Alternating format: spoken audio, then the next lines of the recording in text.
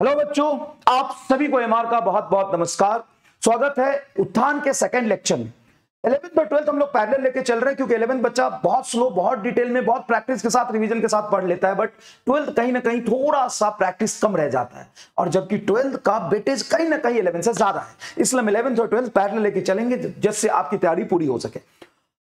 दूसरी बात, अगर आप इस लेक्चर को देखने आए हो तो पहले शॉर्ट नोट्स, कंप्लीट नोट्स नहीं, पूरे क्वेश्चंस नहीं, लेकिन शॉर्ट नोट्स, बेसिक थ्योरी आप रिवाइज करके आइए। 3-4 पेज के शॉर्ट नोट्स होते हैं, वो आप पहले रिवाइज कर लो, फिर इस लेक्चर को कंटिन्यू करना। इस लेक्चर में खास क्या है, इस लेक्चर में बेटा हर लेक्चर में बहुत अच्छे क्रिएटिव और नए क्वेश्चंस बनाना सच में बहुत मुश्किल होता है और इसमें 70% 60% नए क्वेश्चंस हैं।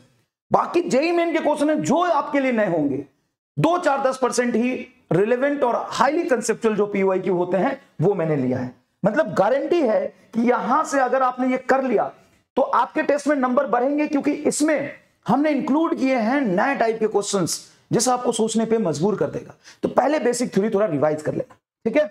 आओ शुरू करते हैं। जैसे व्हाट इज चार्ज, तो चार्ज एक प्रॉपर्टी है बॉडी की जिसके उसे इलेक्ट्रोमैग्नेटिक फोर्स लगता है। अगर चार्ज रेस्ट पे तो सिर्फ इलेक्ट्रिक फील्ड पैदा करेगा, मैग्नेटिक ईएम वेव नहीं। अगर चार्ज कांस्टेंट वेलोसिटी चल रहा है तो इलेक्ट्रिक फील्ड मैग्नेटिक फील्ड पैदा करेगा लेकिन ईएम वेव नहीं करेगा। और अगर चार्ज एक्सीलरेटेड तो इलेक्ट्रिक फील्ड, मैग्नेटिक फील्ड और ईएमएफ तीनों ही पैदा करेगा। चार्ज एक स्केलर फिजिकल क्वांटिटी, उसका कोई डायरेक्शन नहीं होता, उसका ऐसा यूनिट होता है कूलम, सीजीएस यूनिट होता है, ईएसयू इलेक्ट्रोस्टैटिक कूलम और फ्रैंकलिन। ये ईएसयू और फ्रैंकलिन सबसे छोटा यूनिट ऑफ चार्ज है और फैराडे सबसे बड़ा यूनिट ऑफ चार्ज है। ये कंजर्व्ड होता है, charge can not be created destroyed but it can be transfer from one body to other body. Charge invariant होता है और चार्ज दो तरह के होते हैं, negative charge and positive charge. Negative charge body को करते हैं तो इलेक्ट्रॉन उसमें देते हैं, excessiveness of electron is negative charge, तो उसकी मास थोड़ी बढ़ जाती है। पॉजिटिव चार्ज का मतलब होता है deficiency of electron, deficiency of electron करते हैं तो बॉडी की मास रिलेटिवली थोड़ी सी घट जाती है। दो तरह के चार्ज होते हैं, positive charge, negative charge. Similar charge repel करते हैं और डिसिमिलर चार्ज अट्रैक्ट करते हैं। इलेक्ट्रोस्टैटिक फोर्स कूलम्ब ने दिया था, कूलम्ब्स लॉ कहता है कि 2 पॉइंट चार्ज के बीच जो फोर्स लगता है वो सेंट्रल होता है, कंजर्वेटिव होता है, इनवर्स स्क्वायर लॉ को फॉलो करता है और लॉन्ग रेंज होता है। इसको मेडिएट कौन करता है? फोटोन मेडिएट करता है। Coulomb's law point charge spherical charge symmetrically valid होता है। इलेक्ट्रोस्टैटिक फोर्स मीडियम पे डिपेंड करता है, बट दो चार्ज के बीच का इलेक्ट्रोस्टैटिक फोर्स मीडियम पे डिपेंड नहीं करता है। फोर्स का फॉर्मूला होता है K/Q1Q2/r², जहां पे K की वैल्यू होती है 1/4πε0, जो कि होता है 9 × 10⁻⁹ ε0। एयर की परमिटिविटी इसकी वैल्यू तो 8.85 × 10⁻12 न्यूटन मीटर स्क्वायर पर कूलम्ब स्क्वायर। अगर किसी मीडियम में चार्ज को रख देते हो तो उस पर जो फोर्स लगता है वो K टाइम्स कम हो जाता है, जहां पे K है उसका dielectric constant. Permittivity free space का और मीडियम का डायमेंशन होता है, उसका यूनिट होगा, लेकिन रिलेटिव परमिटिविटी होता है permittivity of the medium divided permittivity of free space, ये डायमेंशनलेस हो जाएगा।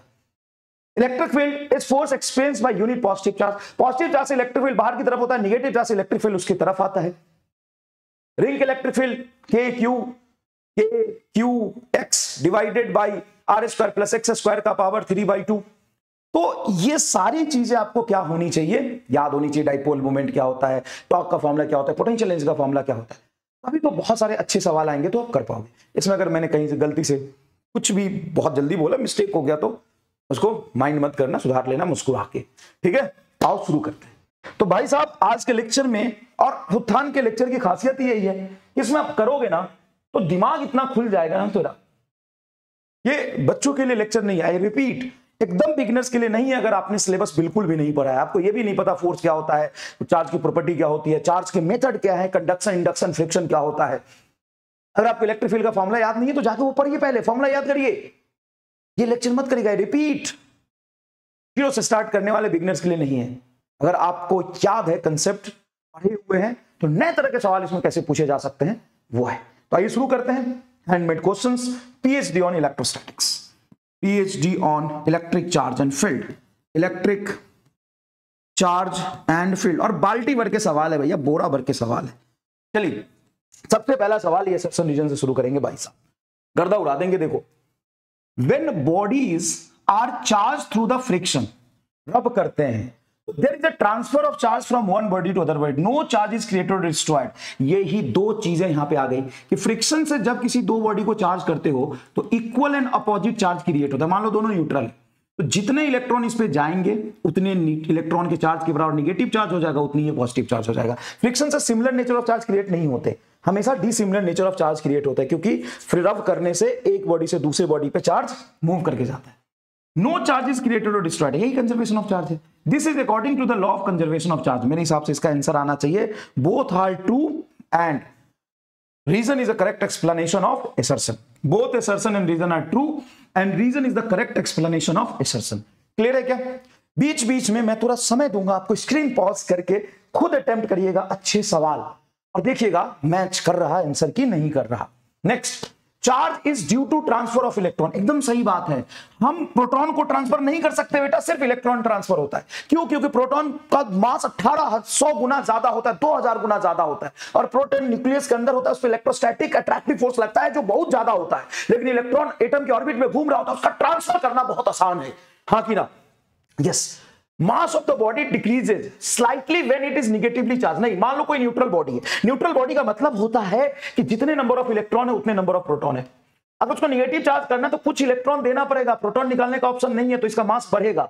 और ये क्या बोला है? डिक्रीजेज। नहीं, ये गलत है। तो इसका आंसर आना चाहिए assertion is true but reason is false. Clear? देखो आंसर सी होगा। Next, charge is quantized. Yes, charge quantized होता है, ये तो चार्ज की प्रॉपर्टी है।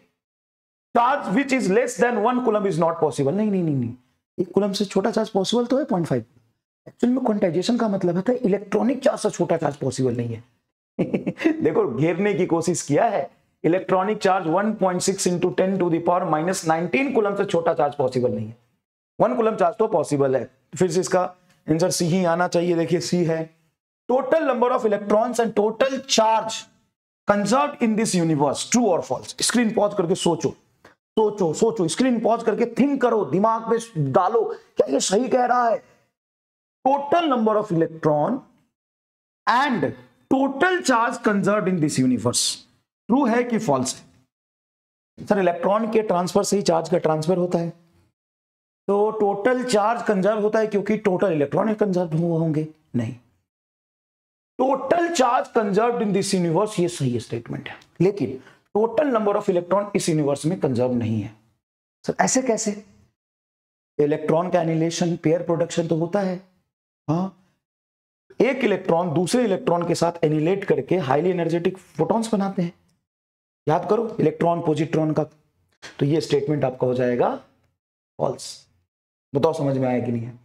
Force retarding, sorry, for charge value charge, अच्छा, फॉर रिटार्डिंग चार्ज। क्वेश्चन मैंने ही लिखे हैं, टाइप करने में इन्होंने थोड़ा गड़बड़ कर दिया है।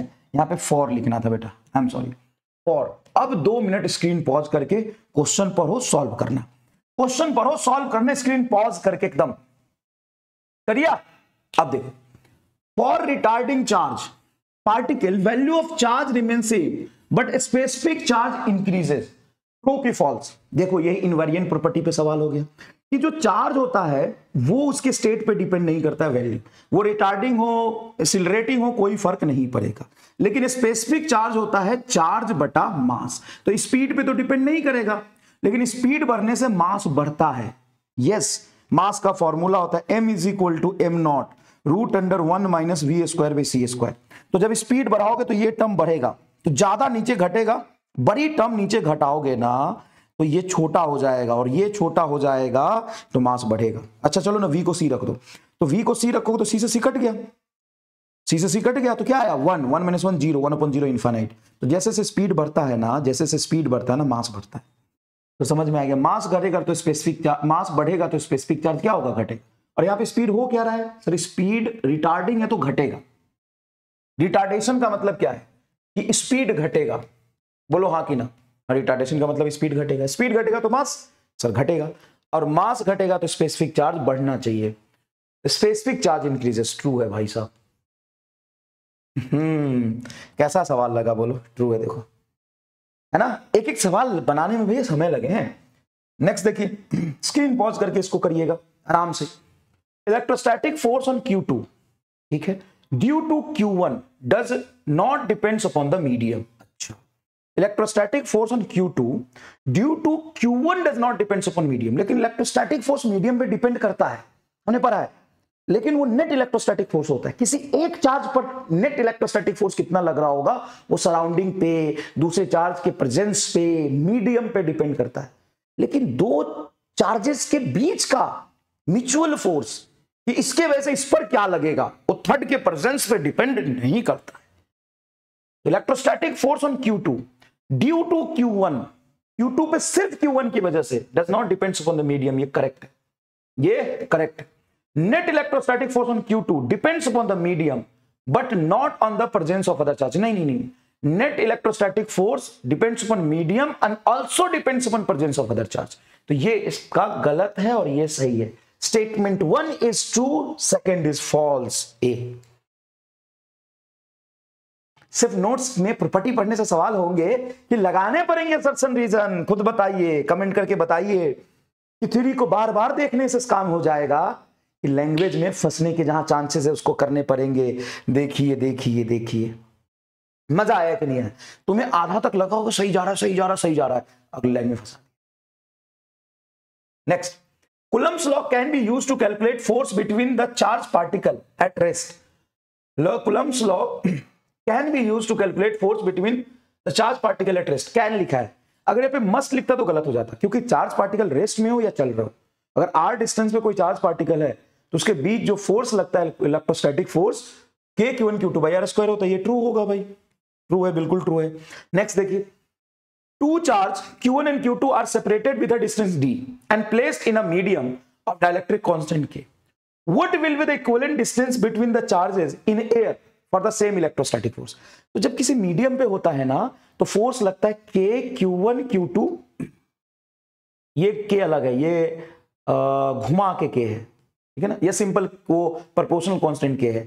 तो K Q1 Q2 बटा R square into dielectric constant वाला ये K आ गया, जो घुमा के K लिखते हैं डायलेक्ट्रिक कांस्टेंट, ये 1/4 पाई एप्सिलॉन नॉट वाला K है।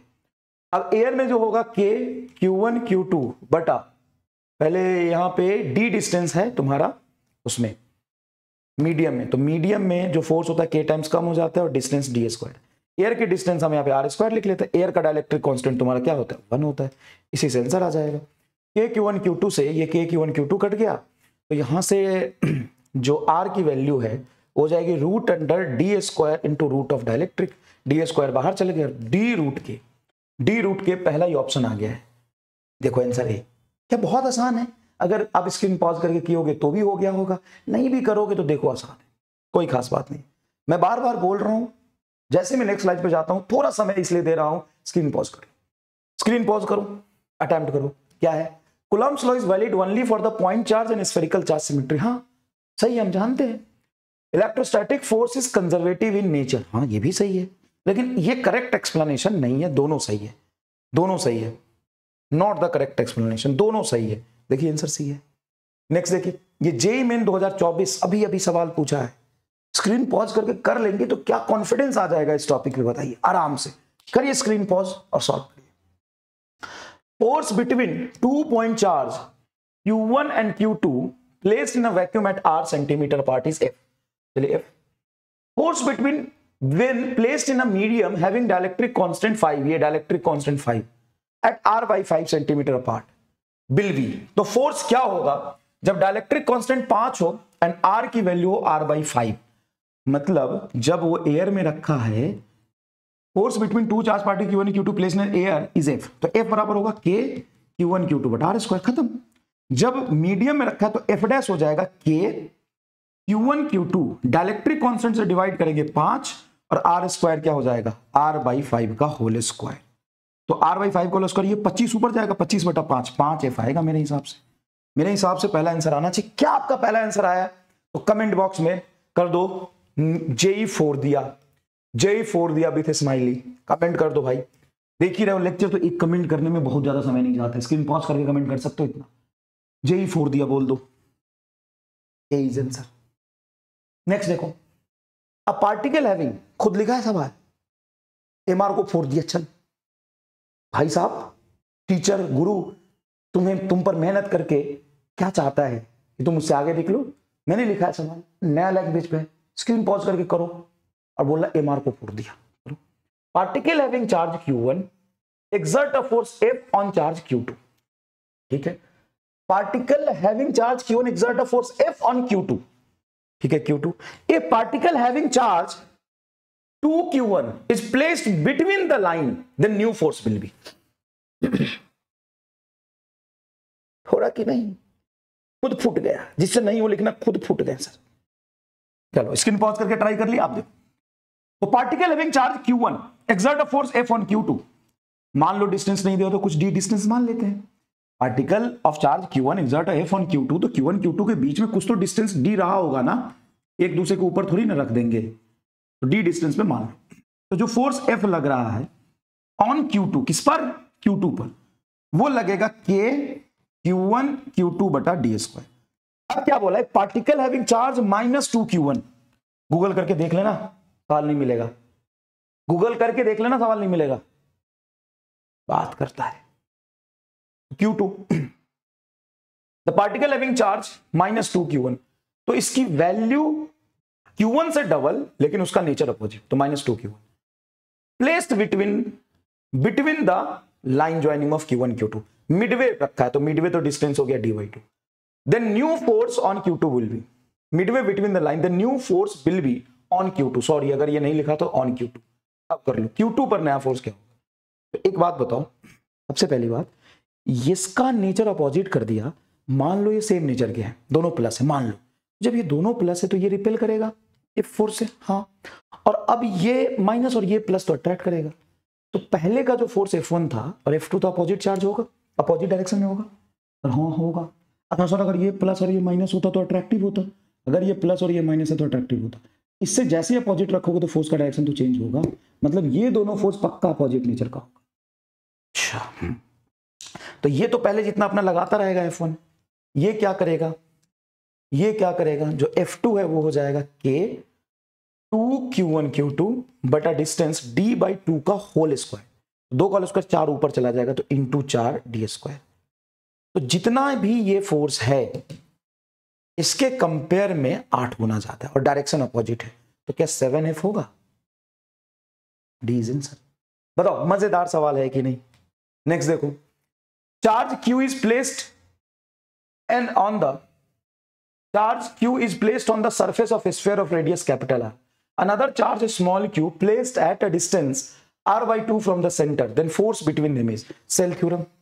हॉलो स्फीयर है और इसके सरफेस पर चार्ज रखा, देखो ना सरफेस बोला है, तो सॉलिड होता तो सरफेस ऑफ ए स्फीयर, मतलब स्फीयर के सरफेस पर रखा है, सॉलिड है या हॉलो है कुछ भी है, प्लेस्ड बोला है ना on the surface of sphere. तो अंदर में इसके वजह से इलेक्ट्रिक फील्ड क्या होता है, जीरो। हॉलो स्फीयर के अंदर इलेक्ट्रिक फील्ड जीरो होता है, ग्रेविटेशन में पढ़ा है, ग्रेविटेशनल फील्ड जीरो होता है। यहां से r/2 पे अगर रेडियस इसका r है, एक स्मॉल q चार्ज रखा, तो ये चार्ज इस पर कोई भी फोर्स नहीं लगा पाएगा। ये आप जानते हैं, बहुत आसान है कि हॉलो स्फीयर के अंदर इलेक्ट्रिक फील्ड क्या होता है, जीरो होता है। नेक्स्ट देखिए, नेक्स्ट देखिए, नेक्स्ट देखिए, बढ़िया सवाल है, एकदम मजेदार, धुआं धुआं कर दोगे। स्क्रीन पॉज करके करो। क्या है, to identical charge particle each having mass 10 gram and charge इतना। तो दोनों का मास और दोनों का चार्ज हमें पता है क्योंकि दोनों आइडेंटिकल है। Are placed on horizontal table with separation of L, मतलब ये Q और Q आइडेंटिकल चार्ज है, दोनों के बीच में डिस्टेंस L है। Between them such that they stay in a limited equilibrium, मतलब इक्विलिब्रियम में, लिमिटेड इक्विलिब्रियम मतलब इससे आगे पीछे इक्विलिब्रियम में नहीं होगा, यही पर है। If coefficient of friction between each particle and table is इतना mu, then find value of L। देखो सेम है तो रिपेल करेंगे, तो रिपेल करेंगे तो ये फोर्स हो जाएगा k q1 q2 बटा L स्क्वायर, हाँ कि ना। तो इसके वजह से भागेंगे, आगे भागेंगे, लेकिन जिस टेबल पे रखे हैं वहां पे कोएफिशिएंट ऑफ फ्रिक्शन म्यू है, तो ये जो लिमिटिंग फ्रिक्शन पीछे लग के इसको रोक रहा होगा वो होगा म्यू mg। तो mu mg is equal to k q1 q2 बटा L स्क्वायर। बताओ नया और क्रिएटिव सवाल है कि नहीं।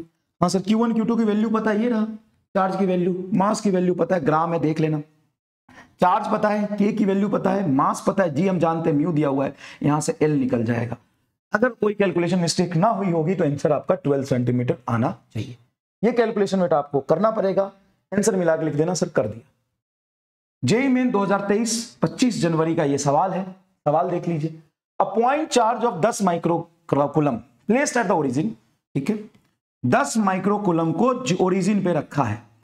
At what location on the x axis should be positive charge of 40 microcoulomb placed so that net electric field is zero at x is equal to 2 centimetre on x axis. Okay 40 microcoulomb है। और इसको कहां रखा है? at what location on the x axis should the point charge, इतना अच्छा ये हमें नहीं पता, हमें ये x निकालना है, कहां रखें ताकि electric field x is equal to 2 पे 0। भाई मैंने कितने सवाल इस पे कराए हैं, लेकिन ये कदम आगे क्या चेंज किया उसने? ये तो नीट में होता और यही प्रेजेंस ऑफ माइंड चाहिए बेटा। क्या कर लिया उसने? सर आप इसका और इसका लोकेशन देते थे और पूछते थे कि फील्ड कहां जीरो होगा।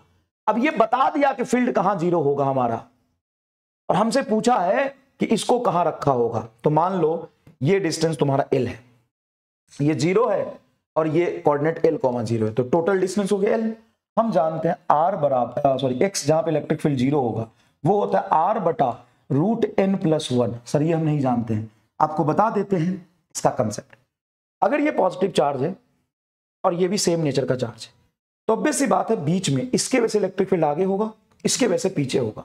तो एक ऐसी डिस्टेंस आएगी जहां पे इनकी मैग्नीट्यूड भी इक्वल हो गए, डायरेक्शन तो अपोजिट है ही, वहां पे इलेक्ट्रिक फील्ड 0 होगा। तो इसको मान लो अगर तुम Q1, तो यहां पर इलेक्ट्रिक फील्ड आ जाएगा KQ1 बटा, मान लो ये डिस्टेंस x², और इसका इलेक्ट्रिक फील्ड हो जाएगा K, ये मान लो Q2, तो KQ2 बटा total distance L minus x का होल स्क्वायर। अब मान लो जो Q2 है बड़ा वाला चार्ज, इससे n गुना ज्यादा है। सर ये 1 है, 1 नहीं 10 है, ये 10 है और ये 40 है, तो 4 गुना ज्यादा हो गया, तो वो n की वैल्यू हम यहां रखते हैं। अगर इन दोनों में कोई भी अपोजिट नेचर का चार्ज होता तो यहाँ पे माइनस आता, और ये डिस्टेंस हमेशा छोटे चार्ज से देखते हैं, तो छोटा चार्ज 10 है, x की वैल्यू रखो 2, r की वैल्यू हमें L निकालना है, √n हो गया √4 + 1, √4 हो जाएगा 2 और 1 3, 3 दूना 6 आ जाएगा L की वैल्यू। L की वैल्यू 6 आना चाहिए, A आंसर आ रहा है 6 सेंटीमीटर। क्या कर लिया बेटा, बताओ क्या कर लिया? ऐसे सवाल आपने किए थे कि नहीं किए थे? बस इतना। ये देखो, for the given figure the value of n must be greater than 1 so that net electric field becomes 0 somewhere eight point between A and B। इसकी वैल्यू 1 से बड़ा होना चाहिए, greater than 1, so that net electric field between field becomes 0 somewhere at point A and O। somewhere point A और O, इसके बीच में कहीं electric field 0 होना चाहिए।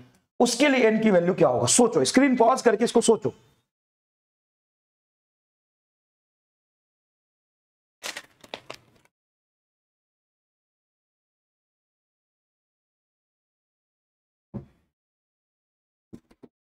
स्क्रीन पॉज करके इसको सोचो। देखो भाई ऐसा है, for the given figure the value of n must be greater than 1 so that the net electric field become 0 somewhere eight point between A and O। सबसे पहली बात, ये Q है और ये n गुना Q है, सेम नेचर ऑफ चार्ज है, तो इलेक्ट्रिक फील्ड बीच में 0 होगा। अगर n की वैल्यू 1 होता तो सर ये दोनों चार्ज बराबर, तो इलेक्ट्रिक फील्ड एकदम मिड पे 0 होता। अगर यहाँ पे चार्ज की वैल्यू बड़ी होगी तो ऑब्वियस सी बात है इससे डिस्टेंस थोड़ा ज्यादा होगा और इससे डिस्टेंस कम होगा, क्योंकि इलेक्ट्रिक फील्ड डिपेंड करता है चार्ज के प्रोपोर्शनल और डिस्टेंस के स्क्वायर के प्रोपोर्शनल। तो यहां से अगर तुम चार्ज को भी बड़ा रख दोगे और डिस्टेंस भी कम रखोगे तो इलेक्ट्रिक फील्ड तो इसका ज्यादा ही आएगा। तो अगर चार्ज बड़ा तो डिस्टेंस भी बड़ा, ताकि दोनों का इलेक्ट्रिक फील्ड न्यूट्रलाइज हो जाए। सोचो, दिमाग पे डालो। हाँ सर, तो कहीं ना कहीं यहां आएगा जब n बड़ा है 1 से। अगर n 1 से छोटा है तो ये छोटा चार्ज छोटा, तो डिस्टेंस भी कम रखूंगा, तभी तो इलेक्ट्रिक फील्ड इसका और इसका बैलेंस हो जाएगा। तो सही लग रहा है। Polarity of charge Q is reversed, then there will be a point somewhere between B and O where electric field is 0। नहीं, अगर पोलैरिटी रिवर्स करोगे, मतलब इसको माइनस कर दिया, तो यहां पे इलेक्ट्रिक फील्ड नेगेटिव चार्ज की तरफ और पॉजिटिव चार्ज का आगे, कहीं भी बीच में इलेक्ट्रिक फील्ड 0 नहीं होगा। तो तुम्हारा पहला तो सही है, both are correct, both are incorrect. If polarity of charge Q is reversed, there will be a point somewhere between B and O where electric field 0। नहीं, ये गलत है, ये गलत है, ये गलत है, बिल्कुल गलत है। क्या आंसर दिया है? अच्छा, आंसर इसका नहीं दिया है। ठीक है, देखो बेटा, करेक्शन होता है बल्क में, जब सवाल बनाते हैं तो करेक्शन होता है। मैं फिर से पढ़ लेता हूं। Statement 1, for the given figure the value of n must be greater than 1 so that the electric field become 0 somewhere eight point A and O। A and O के बीच में इलेक्ट्रिक फील्ड तभी 0 होगा जब ये चार्ज छोटा है, charge बड़ा, ये चार्ज बड़ा होगा, तब सही है। ये तो मेरे हिसाब से A एंड O सही है। ये polarity of charge Q is reversed. देखो बेटा, अगर ये Q इज रिवर्स्ड, अच्छा, ये polarity of charge Q is reversed, there will be a point somewhere between B and O where electric field becomes zero. तो इसको अगर तुम इसका साइन चेंज करोगे ना तो ये अपोजिट नेचर के चार्ज हो जाएंगे, तो इलेक्ट्रिक फील्ड बाहर में जीरो होगा, अंदर में जीरो नहीं होगा। Both 1 and 2 but second is not the correct explanation, both 1 and 2 and correct. नहीं नहीं नहीं नहीं, S1 is correct, S1 is correct and S2 is false. ये आंसर होगा, नहीं है करेक्ट आंसर इसमें। आराम से देख लो, नहीं है करेक्ट आंसर, आराम से देख लो, कोई जल्दीबाजी नहीं। S1 is correct but second is false. Polarity of charge, अगर इसका भी पोलरिटी बदलोगे सर नहीं, अगर मान लो Q का भी बदला और ये Q का भी बदल गया तो दोनों सेम ही चार्ज रह जाएगा, दोनों नेगेटिव होगा तो भी यहां पे इलेक्ट्रिक फील्ड जीरो, ये जरूरी नहीं है ना। अपने आप कैसे, पोलरिटी और मैग्नीट्यूड दोनों पे डिपेंड करता है। Two particle A and B having charge इतना माइक्रोकूलम और इतना माइक्रोकूलम, देखो opposite nature of charge, electric field बीच में कहीं जीरो नहीं होगा। छोटे चार्ज से इस तरफ होगा x, और x की वैल्यू होगी r बटा √n-1। x की वैल्यू 5, n की वैल्यू बोलो, ये 20 है और 5 है, तो कितना गुना ज्यादा है, 4 गुना। √4 - 1, √4 हो जाएगा तुम्हारा 2, 2 में से 1 जाएगा 1, 5 ही आंसर आना चाहिए। देख तो कहीं है, बी आंसर है, बी क्या है 5 सेंटीमीटर फ्रॉम स्मॉलर चार्ज। क्या तुम्हारी इस पे पीएचडी हो गई? फटाफट बताओ, क्या पीएचडी हो गई? ओके, अब अचानक से ये थोड़ा लास्ट टॉपिक का सवाल आ गया, लेकिन कर लोगे तो मजा आ जाएगा। क्या है सवाल, देखो, Gaussian surface can pass through dash charge distribution and can not pass through dash charge distribution. मजा आ जाएगा, बोलो, करो इसको, सॉल्व करो, जरा स्क्रीन पॉज करके करो।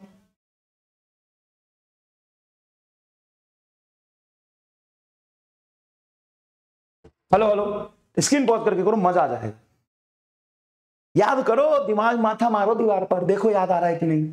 Gaussian surface can pass through dash charge से पास कर सकता है, डैश चार्ज डिस्ट्रीब्यूशन से पास कर सकता है, and can not pass through dash charge distribution.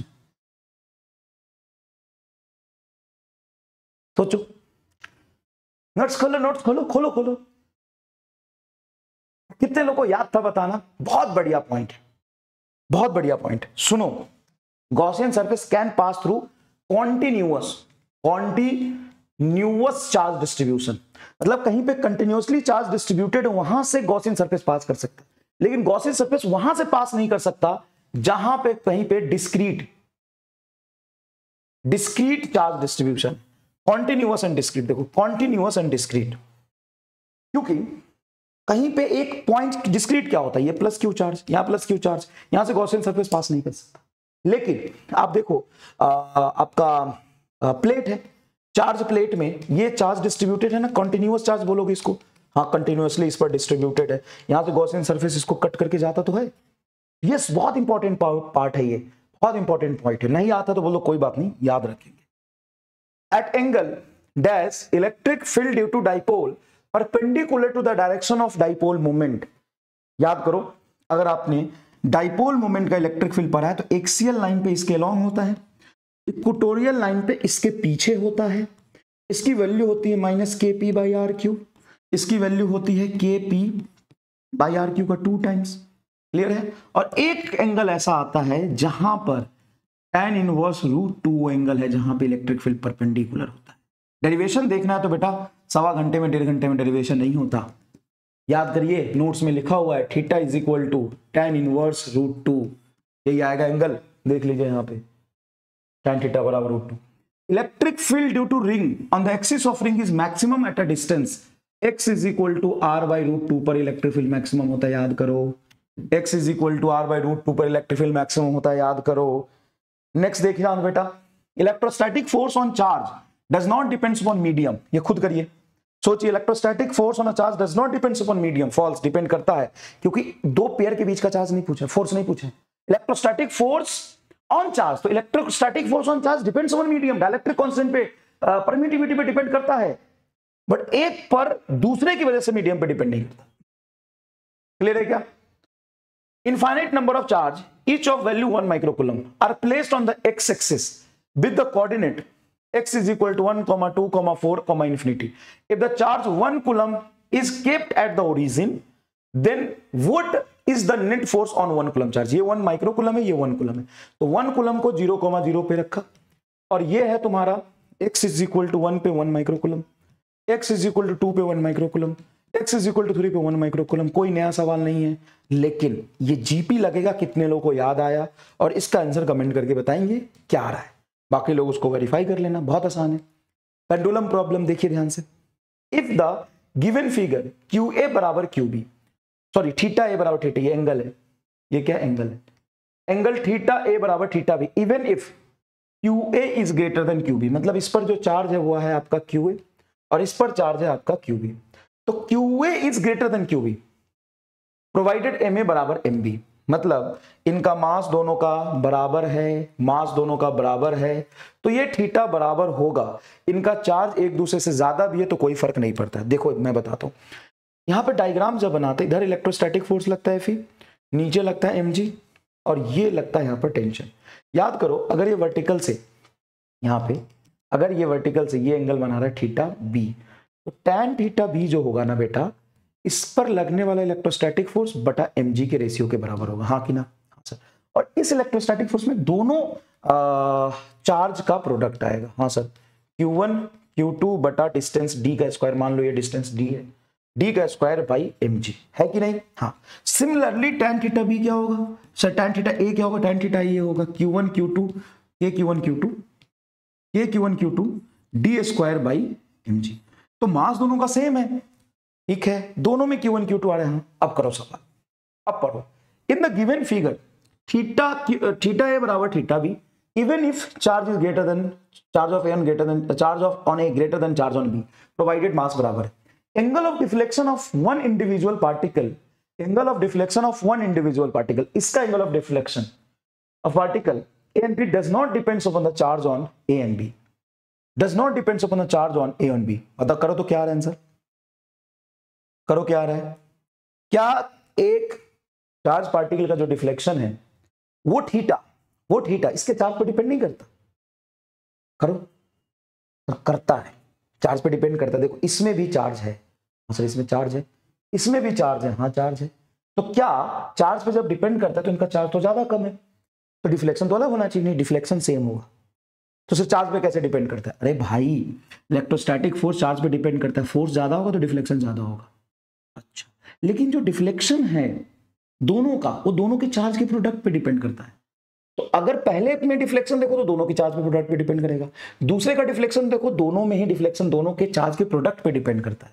अरे हाँ सही कहा, तो पहला तो तुम्हारा सही है, Q1 ज्यादा है Q2 कम है, लेकिन दोनों में Q1 आएगा ना, हाँ सर, तो A is true but R is false, पहला आंसर जाएगा। Ratio of angle does not depends upon the charges, कैसे, इन दोनों को डिवाइड करो, tan थीटा है tan थीटा b को डिवाइड करो, k q1 q2 d square mg, k q1 q2 cut जाएगा ना, मास सेम दिया हुआ इसलिए मास भी कट जाएगा, देखो देखो देखो दोनों एंगल बराबर आ गया, तो चार्ज एक ज्यादा हो दूसरा कम हो, लेकिन दोनों एंगल में ही दोनों का चार्ज है।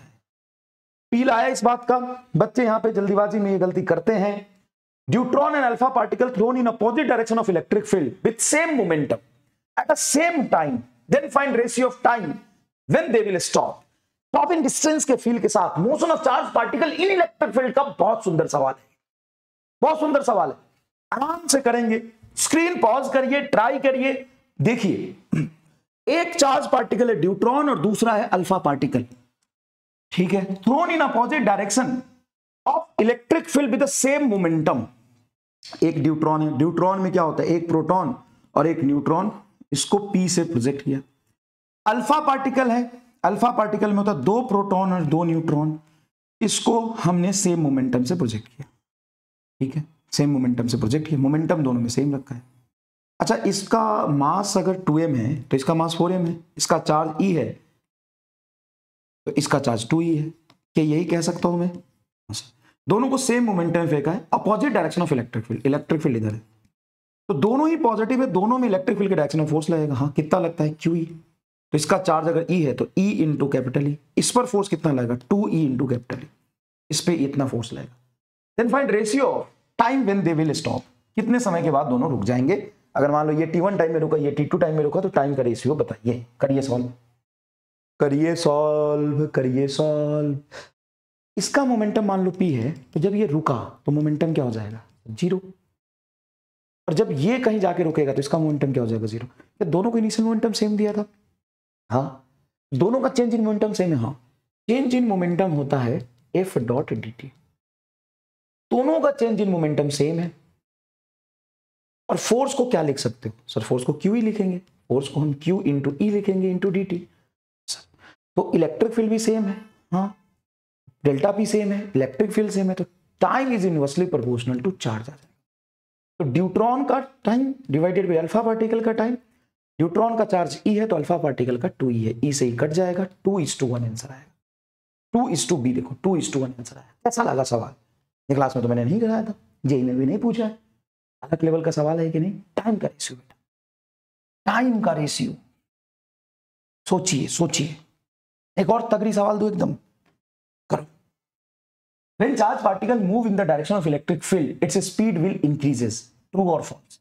इसमें आपको जवाब देना है ट्रू और फॉल्स। फटाफट बताइए, फटाफट स्क्रीन पॉज करके बताइए, ट्रू और फॉल्स। वैसी बात है, when charge particle moves in the direction of electric field, moves in the direction of electric field, its speed will increase। नहीं, फॉल्स है सर। क्यों? चार्ज पार्टिकल पर फोर्स इलेक्ट्रिक फील्ड के डायरेक्शन में तो लगता है, तो उसकी स्पीड तो बढ़ेगी। कितने लोग फंसे? चार्ज कैसा है ये तो नहीं बताया, चार्ज में भी पॉजिटिव और निगेटिव। चार्ज अगर पॉजिटिव है और वो इलेक्ट्रिक फील्ड की तरफ चल रहा है, when charge particle move in the direction of electric field, और वो चार्ज पार्टिकल पॉजिटिव है तो इसकी स्पीड बढ़ेगी, लेकिन निगेटिव है तो फोर्स तो पीछे लगेगा। कितने लोग जल्दीबाजी में फंस गए? कोई बुराई नहीं है गलती एक्सेप्ट करने में, जल्दी बताइए। ये बढ़िया सवाल है। Match the column of 1 with column 2। सवाल को अच्छे से एक बार पढ़िए, क्या लिखा हुआ है वो समझिए। क्या लिखा हुआ है सवाल? सर ये लिखा हुआ है कि column 1 proton, alpha particle and neutron are projected in the electric field. सबको इलेक्ट्रिक फील्ड में फेंका है, ठीक है, फेंका है परपेंडिकुलर टू। तो मान लो इलेक्ट्रिक फील्ड इधर है तो इसको एक्स एक्सिस में फेंका है, वी से फेंका है।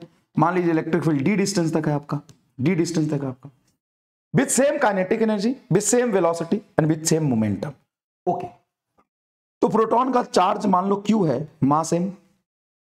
अल्फा पार्टिकल में क्या हो जाता है? सीधा तुम्हारा चार्ज क्या हो जाता है? 2 गुना, और मास हो जाता है 4 गुना। और लास्ट में ड्यूट्रॉन है, तो ये भी देखना बहुत जरूरी होता है, सवाल को ध्यान से पढ़ना कि प्रोटॉन है, फिर अल्फा है, फिर ड्यूट्रॉन है।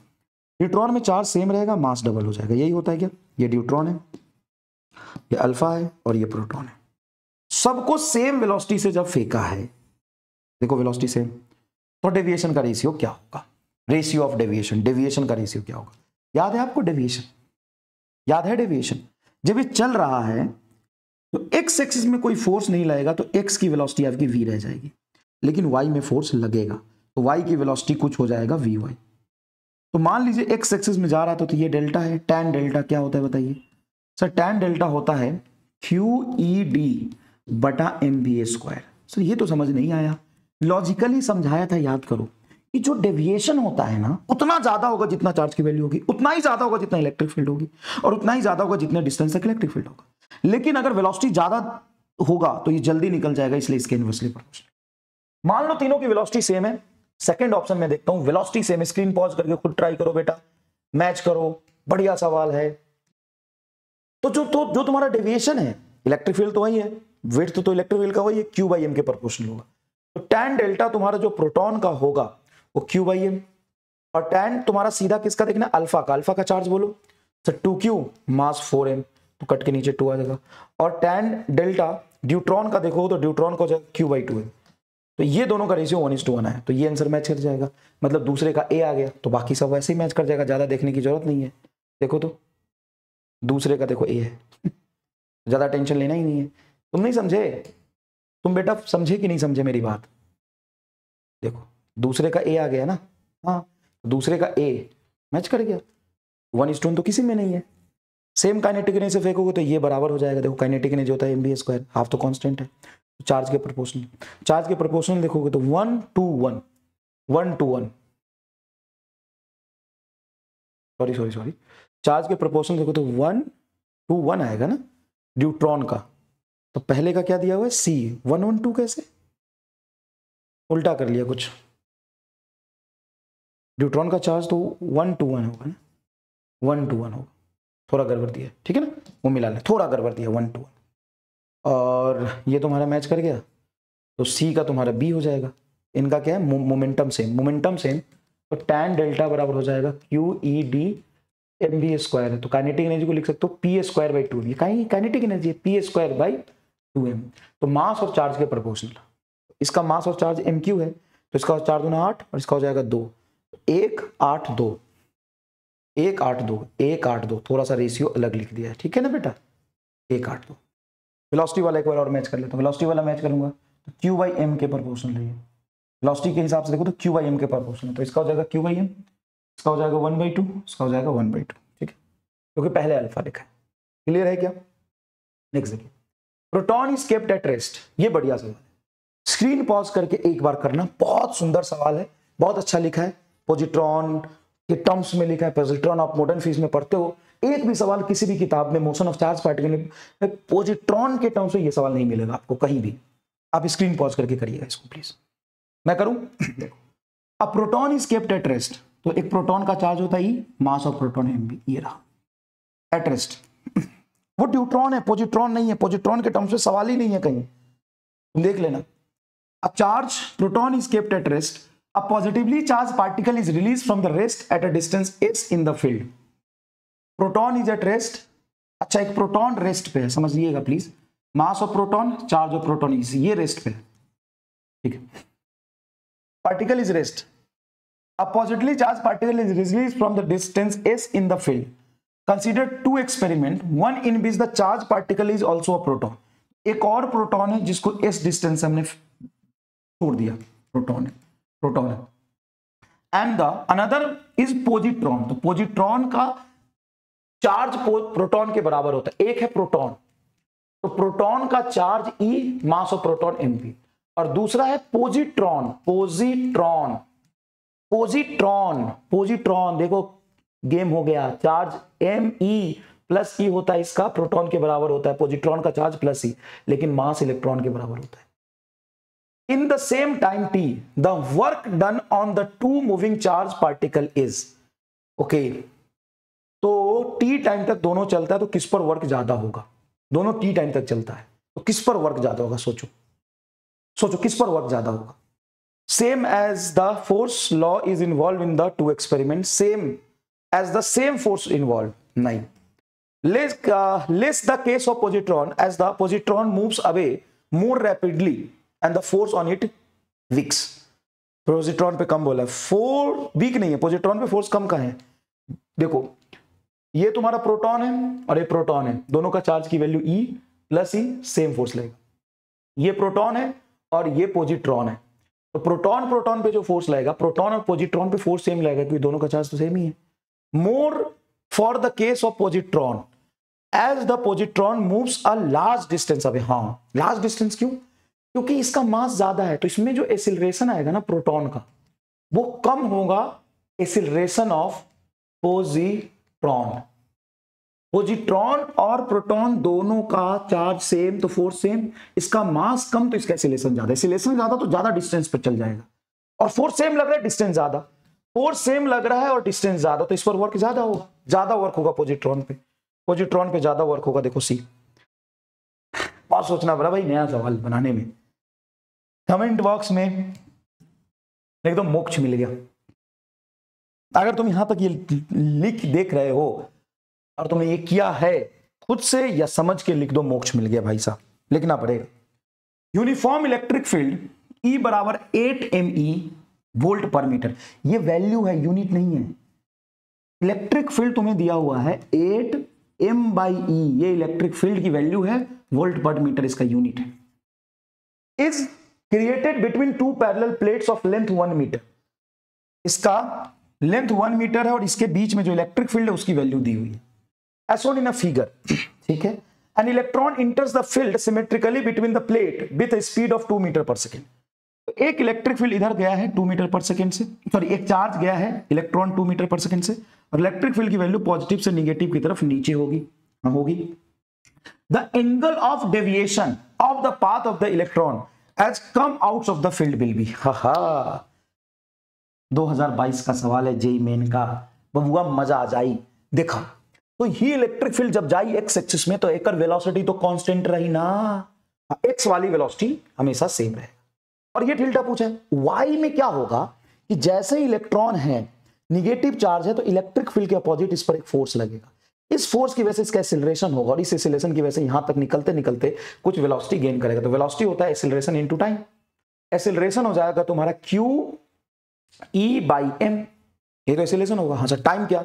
तो टाइम हो जाएगा ये distance d by v, d by v तुम्हारा टाइम हो गया। तो यहां से तुम tan थीटा, यही तो डेविएशन होता है tan थीटा। tan थीटा बोलो क्या होगा? तो tan थीटा वही perpendicular vy by vx, vy by vx, vy बोलो qed बाई mvx, और ये vx। भाई साहब 1 मिनट में सर आपने तो डेविएशन डेराइव कर दिया डेविएशन डेराइव कर दिया, QED बटा MVX का होल स्क्वायर। बताइए हाँ कि ना सर? जोरदार। अब देखो Q की वैल्यू बोलो सर, इलेक्ट्रॉन है तो ये इलेक्ट्रिक फील्ड है 8m by E, 8m by E, distance d, और Vx मतलब 2 का होल स्क्वायर, 2 का होल स्क्वायर, और ये मास यहाँ पे m रहेगा। ये चार्ज की वैल्यू E की value 8m by E, mass m, velocity 2 का होल स्क्वायर। E से E कटेगा, m से m कटेगा, और डिस्टेंस की वैल्यू 1 मीटर है, तो 1 इंटू 1 बटा 4, तो 2 आ रहा है रे, tan डेल्टा 2 आ रहा है, तो डेल्टा और tan इनवर्स 2, बी आंसर आएगा। बोलो मुन्ना, बोलो मुन्ना। अरे छोरे, कितने लोगों ने जेई फिर से फोड़ दिया? एक कमेंट करने में तुमको दिन नहीं लग रहा है? कितने लोगों ने जेई फिर से फोड़ दिया बता? नेक्स्ट देखिए, force experienced by unit positive charge, sorry force experienced by unit charge plus और minus is called electric field intensity. बिल्कुल सही है, unit charge, force experienced by unit charge, whether plus और माइनस यूनिट चार्ज होना चाहिए, is called electric field. ठीक है, electric field can non close loop ना। बोलो बोलो, स्क्रीन पॉज करके फटाफट फटाफट, come on come on, screen pause करके करना। तो दोनों गलत है, जा बी आंसर आएगा, दोनों गलत है। सर क्यों? इलेक्ट्रिक फील्ड होता है force experience by unit charge नहीं, unit positive charge only. Negative charge पर जो फोर्स लगता है ना, निगेटिव यूनिट चार्ज पे जो फोर्स लगता है ना, वो इलेक्ट्रिक फील्ड नहीं होता, क्योंकि इलेक्ट्रिक फील्ड वेक्टर है। याद करो डेफिनेशन।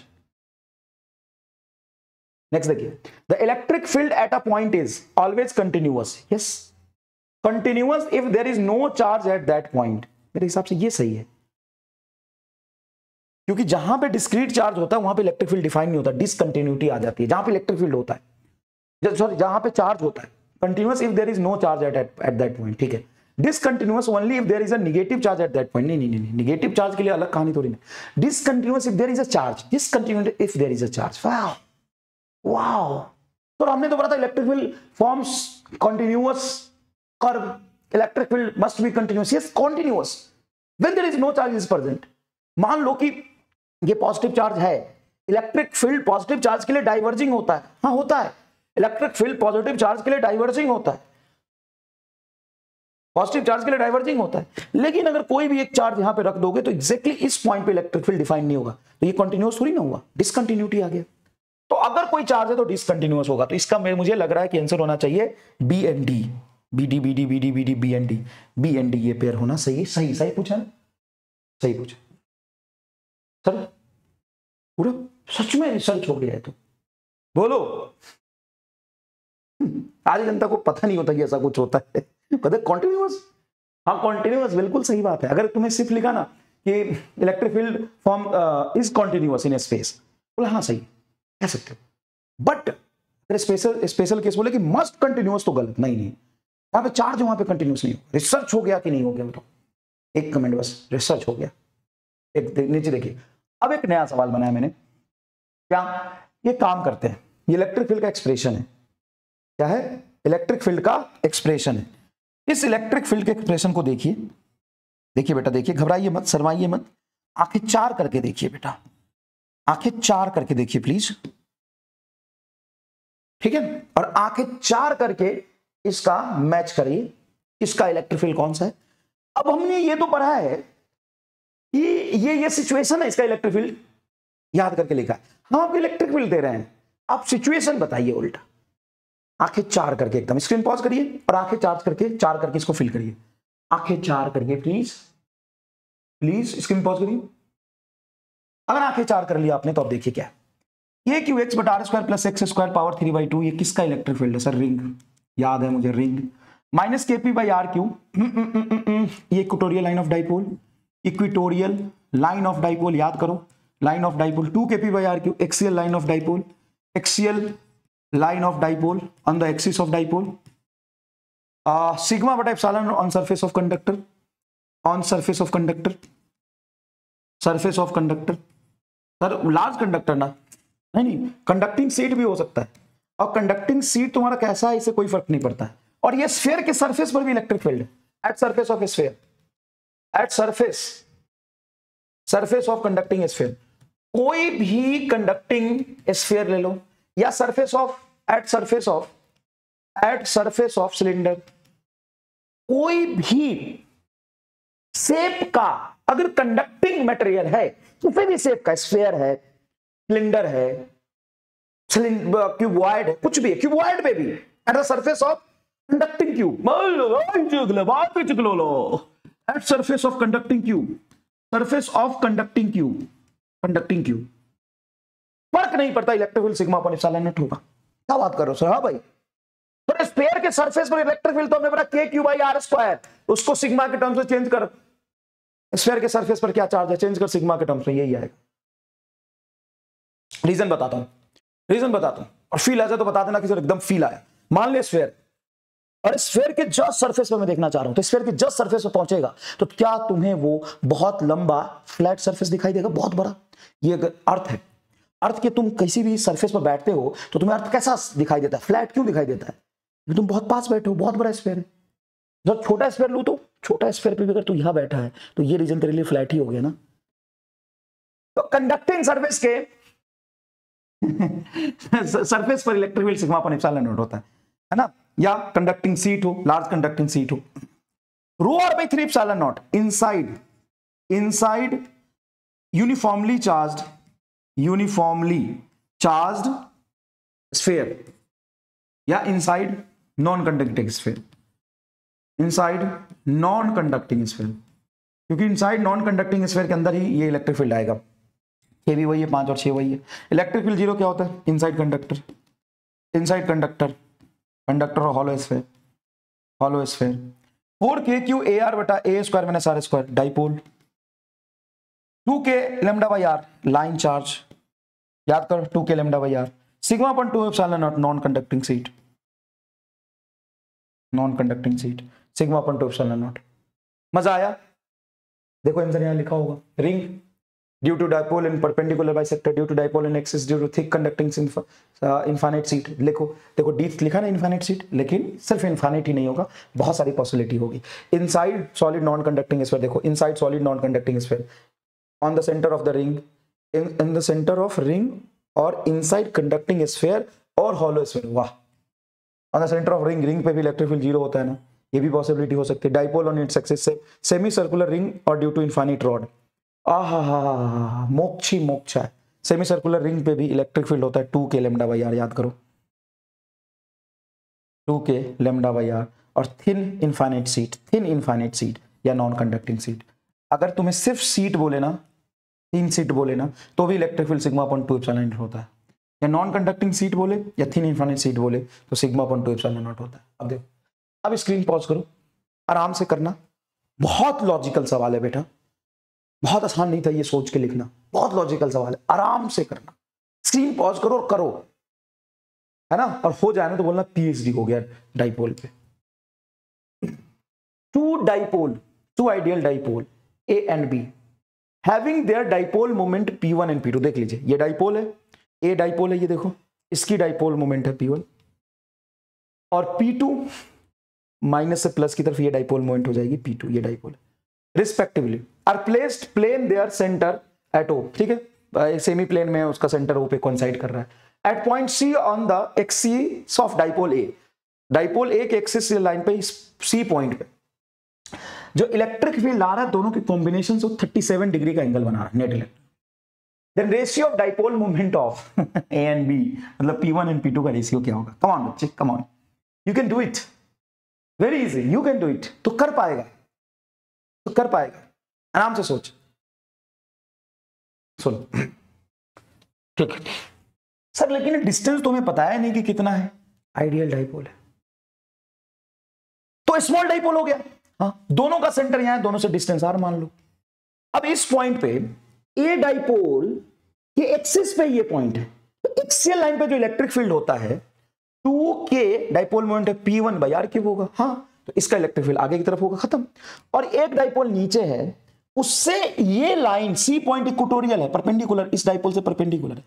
तो परपेंडिकुलर जब हम जाते हैं इस डाइपोल से, तो यहां पे इलेक्ट्रिक फील्ड ऊपर होगा E2। हाँ, कितना होगा?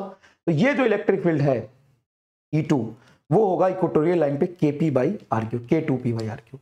अब tan 37 perpendicular upon base Kp2 by r cube. भाई ये एंगल है तो ये परपेंडिकुलर, ये बेस होगा ना, बटा 2Kp1 by r cube. R cube से आर क्यू कटेगा, K से K कटेगा, P2 बाई 2P1 और tan 2P1। tan 37 होता है बेटा 3/4। 3/4 is equal to P2 by 2P1, 2 से कटेगा तो 2 आ गया। P1 बाई P2 तुमसे पूछे, P1 by P2 2/3 C answer आ रहा। मैं एक बार मैच भी कर लेता हूं बेटा, सी आंसर आ रहा। कितने लोगों ने हिंट से पहले किया? मैं जितने लोगों को देख पाऊंगा ना, सबके कमेंट को लाइक करूंगा। वाह यार मजा आ गया पूरे कमेंट देख के। हिंट से पहले कितने लोगों ने कर लिया, मतलब सॉल्यूशन से पहले, मेरे से पहले कितने लोगों ने कर लिया? स्क्रीन पॉज करके मैंने बोला था करने के लिए, मुझे उम्मीद है कि तुमने ट्राई अटेम्प्ट किया होगा। Next, 2 charge +-10 microcoulomb placed at 0.5 mm apart. मतलब ये चार्ज है तुम्हारा -10 माइक्रोकूलम, ये चार्ज है +10 माइक्रोकूलम, और दोनों के बीच में 5.0 mm distance. Axis of the dipole 15 centimetre away from the centre. यहां से 15 सेंटीमीटर आगे यहां पे इलेक्ट्रिक फील्ड हमसे पूछा है, तो एक्सियल लाइन हो गया। तो एक्सियल लाइन में देखो ये डिस्टेंस बता दिया, दोनों डाइपोल के बीच में डिस्टेंस बता दी, तो आसान है। हाँ सर, तो कैसे लिखेंगे? डाइपोल को स्मॉल मान के कि लार्ज मान के? बेटा 5 mm और ये सेंटीमीटर है। mm और सेंटीमीटर के कंपेयर में तुम देखोगे तो डिस्टेंस तो बड़ा हो गया। कैसे? इसको तुम अगर तुम आर को चेंज करोगे mm में, 1 सेंटीमीटर 10 mm होता है, 150 mm, और ये है 5 mm, तो 5 के कंपेयर में 150 हो गया। ये कितना गुना ज्यादा हो गया? तो 30 गुना ज्यादा हो गया ना, 30 गुना। तो 30 गुना ज्यादा लार्ज डिस्टेंस हो गया। स्मॉल डाइपोल लेके यहाँ पे सीधा इलेक्ट्रिक फील्ड लिखोगे 2Kp बाई आर क्यूब, बस बात खत्म। तो डाइपोल मूवमेंट निकाल लो इसका और फील्ड सॉल्व करो, आंसर ए के आसपास आना चाहिए। ठीक है। Electrostatic force on one charge due to other charge. One charge पे ड्यू टू, मतलब एक चार्ज पर जब फोर्स पूछे ना तो मीडियम पे डिपेंड करता है, लेकिन एक चार्ज पे दूसरे चार्ज की वजह से does not depends upon medium. Does not depends upon medium, true आना चाहिए, ट्रू है, बिल्कुल सही है। Electrostatic force between two charge, ये खुद कर लो। ठीक है। Dipole can be in equilibrium in two orientation in electric field, one is stable and other is unstable. One other is unstable, यहां तक है। एक मिनट, दो सवाल को मर्ज कर दिया। एंड अदर इज अनस्टेबल, ये है सवाल। इतना कोई बात नहीं, हो जाता है बेटा, मैं सही कर भी रहा हूं। अदर इज अनस्टेबल, बताओ तो सही है क्या? हाँ, जब डाइपोल को आप डालते हो इलेक्ट्रिक फील्ड में तो उस पर टॉर्क लगता है बेटा P क्रॉस E, जहां पे टॉर्क की डायरेक्शन डाइपोल में इलेक्ट्रिक फील्ड दोनों से परपेंडिकुलर होता है। टॉर्क की वैल्यू होता है PE sin थीटा। थीटा 0 होगा तो भी टॉर्क 0, थीटा 180 होगा तो भी टॉर्क 0, थीटा 90 होगा तो टॉर्क मैक्सिमम। उसमें स्टोर पोटेंशियल एनर्जी होता है -PE cos थीटा। क्लियर है क्या? यस सर, मजा आ गया लोग। अब बता, dipole can be in equilibrium in two orientation. Yes, one is stable and other is unstable. True false? True एकदम, ट्रू एकदम। Path of the charge particle in electric field may be circle. Part of the charge particle in electric field may be circle. False. Charge particle electric field में कभी भी circle नहीं हो सकता। देखो, true and false. जब electric field और magnetic field का कॉम्बिनेशन होता तो भी सर्कल नहीं होगा, क्योंकि इलेक्ट्रिक फील्ड का जो फोर्स होता है ना किसी एक फिक्स डायरेक्शन में होता है, पैराबोलिक होता है, स्ट्रेट होता है। पाथ कैसा होता है? पैराबोलिक और स्ट्रेट। लेकिन सर्कल कभी नहीं हो सकता, सर्कल कभी नहीं हो सकता। Electric field due to dipole on the axis and equatorial line is perpendicular. सोच मुन्ना, सोच, सवाल बढ़िया है, सोच क्या करेगा, सोच ध्यान से सोच। Electric field due to dipole, electric field due to dipole on axial and equatorial line is perpendicular. मतलब electric field due to dipoles, electric field due to dipole on axial and perpendicular is perpendicular, on axis and equatorial is perpendicular है नहीं, false है। तो क्या कह रहे हैं नहीं समझ में, लैंग्वेज बेटा। ये डाइपोल है, electric field due to dipole on axial, तो एक्सियल पे डाइपोल के लॉन्ग एंड इक्वेटोरियल, इक्वेटोरियल पे डाइपोल के अपोजिट। तो ये दोनों इलेक्ट्रिक फील्ड परपेंडिकुलर थोड़ी नहीं होते, एंटी पैरेलल होते हैं।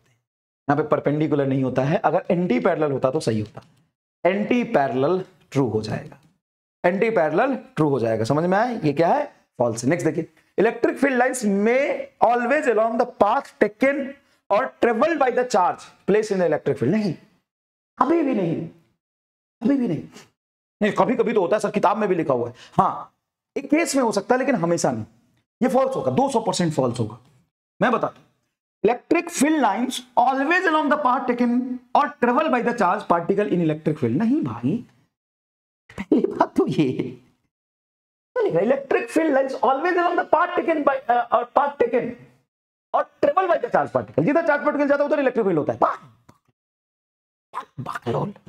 ये देख, अगर ये इलेक्ट्रिक फील्ड है और तूने, और सबसे पहली बात है चार्ज कौन सा है, पॉजिटिव की निगेटिव, निगेटिव चार्ज के लॉन्ग तो बिल्कुल नहीं होगा, और मान ले पॉजिटिव चार्ज रखा तो इस लाइन में जाएगा, और पॉजिटिव चार्ज उधर फेंक दिया तो इधर जाएगा, तो इधर इलेक्ट्रिक फील्ड थोड़ी ना है। तो 200% फॉल्स होगा भाई, 200% फॉल्स होगा। Electric field lines are also called electrostatic force line, ये सही है। रेस्ट चार्ज पर जिधर फोर्स लगता है, अगर वो यूनिट पॉजिटिव चार्ज है तभी उसको हम इलेक्ट्रिक फील्ड लाइंस बोलते हैं, और इलेक्ट्रिक फोर्स की तरफ ही फील्ड हो गया। अगर कोई यूनिट चार्ज है, यूनिट पॉजिटिव चार्ज को रेस्ट में रखते हैं और उस पर जिधर फोर्स लगता है उधर इलेक्ट्रिक फील्ड होता है। अगर तुम रेस्ट में रख के छोड़ दोगे तो वो जो पाथ ट्रेवल करेगा हमेशा इलेक्ट्रिक फील्ड उधर हो, जरूरी नहीं। जैसे मान लो ये तुम्हारा इलेक्ट्रिक फील्ड लाइन है, सर सर्कल नहीं होता, मैं कहां बना रहा हूं, मैं तो रेनबो बना रहा हूं, क्लोज सर्कल तो बना ही नहीं, क्योंकि electric field lines close loop नहीं बनाते। यहां पे एक चार्ज को रख के छोड़ दिया, ये जो पाथ ट्रेवल करेगा उधर इलेक्ट्रिक फील्ड होगा क्या, नहीं, क्योंकि जैसे तूने रेस्ट में रखा तो अभी इलेक्ट्रिक फील्ड इधर है, फोर्स इधर लगेगा, तो वेलोसिटी इधर गेन हो जाएगी, तो इधर भागेगा कहीं। अब जब यहां भाग के आया तो फोर्स इधर लग रहा है तो इधर जाएगा, तो कुछ इस तरह का पाथ होगा इसका। क्लियर है क्या? नेक्स्ट देखिए, particle of charge -q and mass m moves in the circle of radius r around an infinity long line charge. ये लॉन्ग लाइन चार्ज है, और इससे जिसका लीनियर चार्ज डेंसिटी लैम्डा, इससे स्मॉल r डिस्टेंस पे एक negative charge है -q, मास m है, सर्कुलर पाथ पे घूम रहा है। तो सर्कुलर पाथ पे घूमने के लिए इस पर जो फोर्स चाहिए वो चाहिए mv²/r, और वो देगा कौन, इलेक्ट्रोस्टैटिक फोर्स q, चार्ज कितना, q इंटू ई। तो क्या पूछे, टाइम पीरियड पूछे, तो mv² को हम m⍵² भी लिख सकते हैं, हाँ सर। तो इसको बराबर कर दो, तो ω² आ जाएगा तुम्हारा QE/m इंटू r। तो ओमेगा को लिख सकते हम 2π/t, ये ओमेगा को लेकर चल लिखोगे तो रूट हो जाएगा 2π/t। तो t बराबर 2π√m/r/q, इलेक्ट्रिक फील्ड को लिखेंगे 2k λ/r, 2k λ/r। Answer देखो कौन सा मैच कर रहा है, m⍵²r सही है। टाइम पीरियड पूछा है ना, टाइम पीरियड तो यही आएगा बेटा। तो r ऊपर चला जाएगा तो t इज इक्वल टू आएगा, t इज इक्वल टू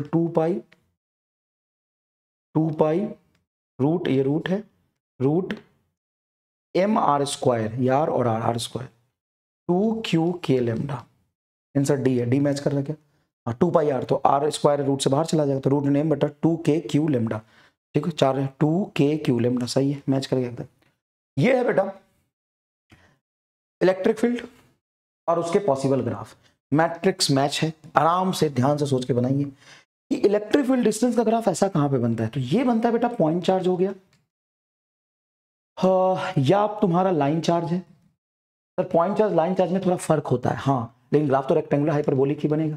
अगर पॉइंट चार्ज का ये है तो लाइन चार्ज का थोड़ा ऊपर रहेगा, क्योंकि लाइन चार्ज का इलेक्ट्रिक फील्ड 1/r होता है, पॉइंट चार्ज का इलेक्ट्रिक फील्ड 1/r² होता है। स्क्रीन पॉज करके मिलाइए, आराम से मिलाइए, स्क्रीन पॉज करके मैट्रिक्स मैच खेलिए।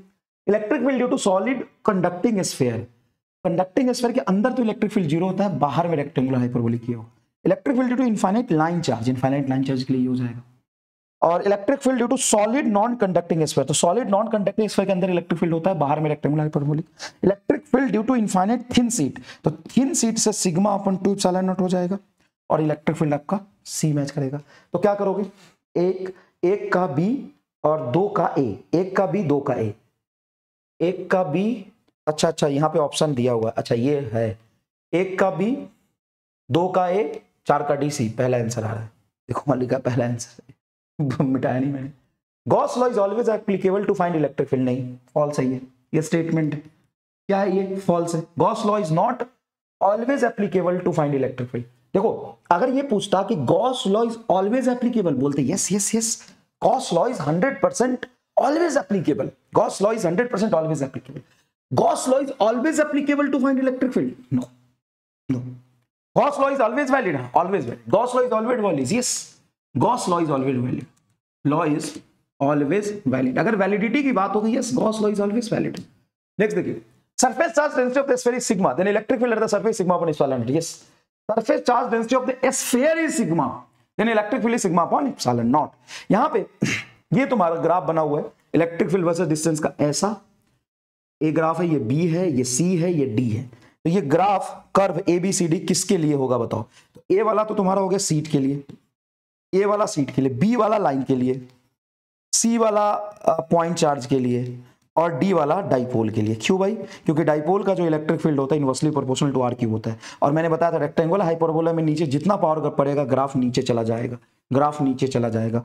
बोलो हाँ कि ना, इसका आंसर नहीं दिया क्या रे, आंसर नहीं दिया क्या रे, अरे दे रे आंसर बता दे रे। Due to infinite rod, rod B rod, हाँ बी देखो line charge rod, A sheet, B rod, point charge और डी डाइपोल है क्या, यस। नेक्स्ट देखिए, a positive charge Q is uniformly distributed along the circular ring of radius R, circular ring और radius R है, इस पर Q charge रख दिया। A small test charge Q is placed at the centre of the ring, then अगर Q 0 से बड़ा है and displace away from the centre, Q 0 से बड़ा मतलब पॉजिटिव है और 0 से छोटा तो नेगेटिव होता, अगर पॉजिटिव है और इसको यहां पे थोड़ा सा मतलब Q को सेंटर पर रखोगे तो नेट फोर्स 0 क्योंकि इलेक्ट्रिक फील्ड 0, इस टोटल Q जो रिंग पे डिस्ट्रीब्यूटेड है उसके वजह से इलेक्ट्रिक फील्ड 0 होता है, सेंटर पे रखोगे तो इलेक्ट्रिक फील्ड 0, लेकिन थोड़ा भी आगे ले आओगे तो इलेक्ट्रिक फील्ड की वजह से ये रिपेल करेगा पॉजिटिव चार्ज को, दूर भगा देगा। तो displace away from the centre then plane of the ring it will pushed back towards the centre, ना टुवर्ड्स द सेंटर नहीं, वो तो भाग जाएगा, plus plus charge. Q is less than 0 and displaced away from the center, the plane of the ring it will never return back, अगर ये negative है तो रिटर्न बैक जाएगा यार, and continue moving in this ring, moving continue moving till it hit the ring, never return back. Q is less than 0 and displaced away from the center, ने if Q is less than 0 it will perform SHM, हाँ अगर negative है perform SHM, बिल्कुल negative है for a small displacement, ठीक है, क्योंकि positive positive repel करेगा, अगर मान लो निगेटिव है तो अट्रैक्ट करेगा और फिर सेंटर की तरफ भागेगा और ये ऑसिलेट करना पड़ेगा। Capital Q at the centre of the ring is in unstable equilibrium with in the plane of the ring, हाँ स्टेबल इक्विलिब्रियम नहीं है अगर Q पॉजिटिव है या निगेटिव है कुछ भी है तो, क्योंकि ये जनरल बोल दिया, capital Q at the centre of the ring is in unstable equilibrium, small Q charge है, small Q charge at the centre of ring, small Q charge है सेंटर पे, कैपिटल Q सरफेस पे, small Q charge the centre of the ring is in unstable equilibrium with in the plane of the ring, हाँ with in the plane of the ring का मतलब है कि plus Q charge को 0 से बड़ा है तो प्लस हो गया, प्लस Q चार्ज को यहां रखूंगा, ये सेंटर पे तो फोर्स 0 लगेगा, इसके वजह से अगर मैं प्लस Q चार्ज को यहां रखूंगा तो ये इसको अपनी तरफ अट्रैक्ट कर लेगा, तो ये अनस्टेबल इक्विलिब्रियम ही तो हुआ, अनस्टेबल इक्विलिब्रियम। तो तुम्हारा आंसर कौन सा जा रहा है, ये और ये, सी और डी, सी और D, D is your correct answer, D is your correct answer, A गलत दिया हुआ है, हो जाता है प्रिंटिंग मिस्टेक एक आध जगह पे, डी सही है।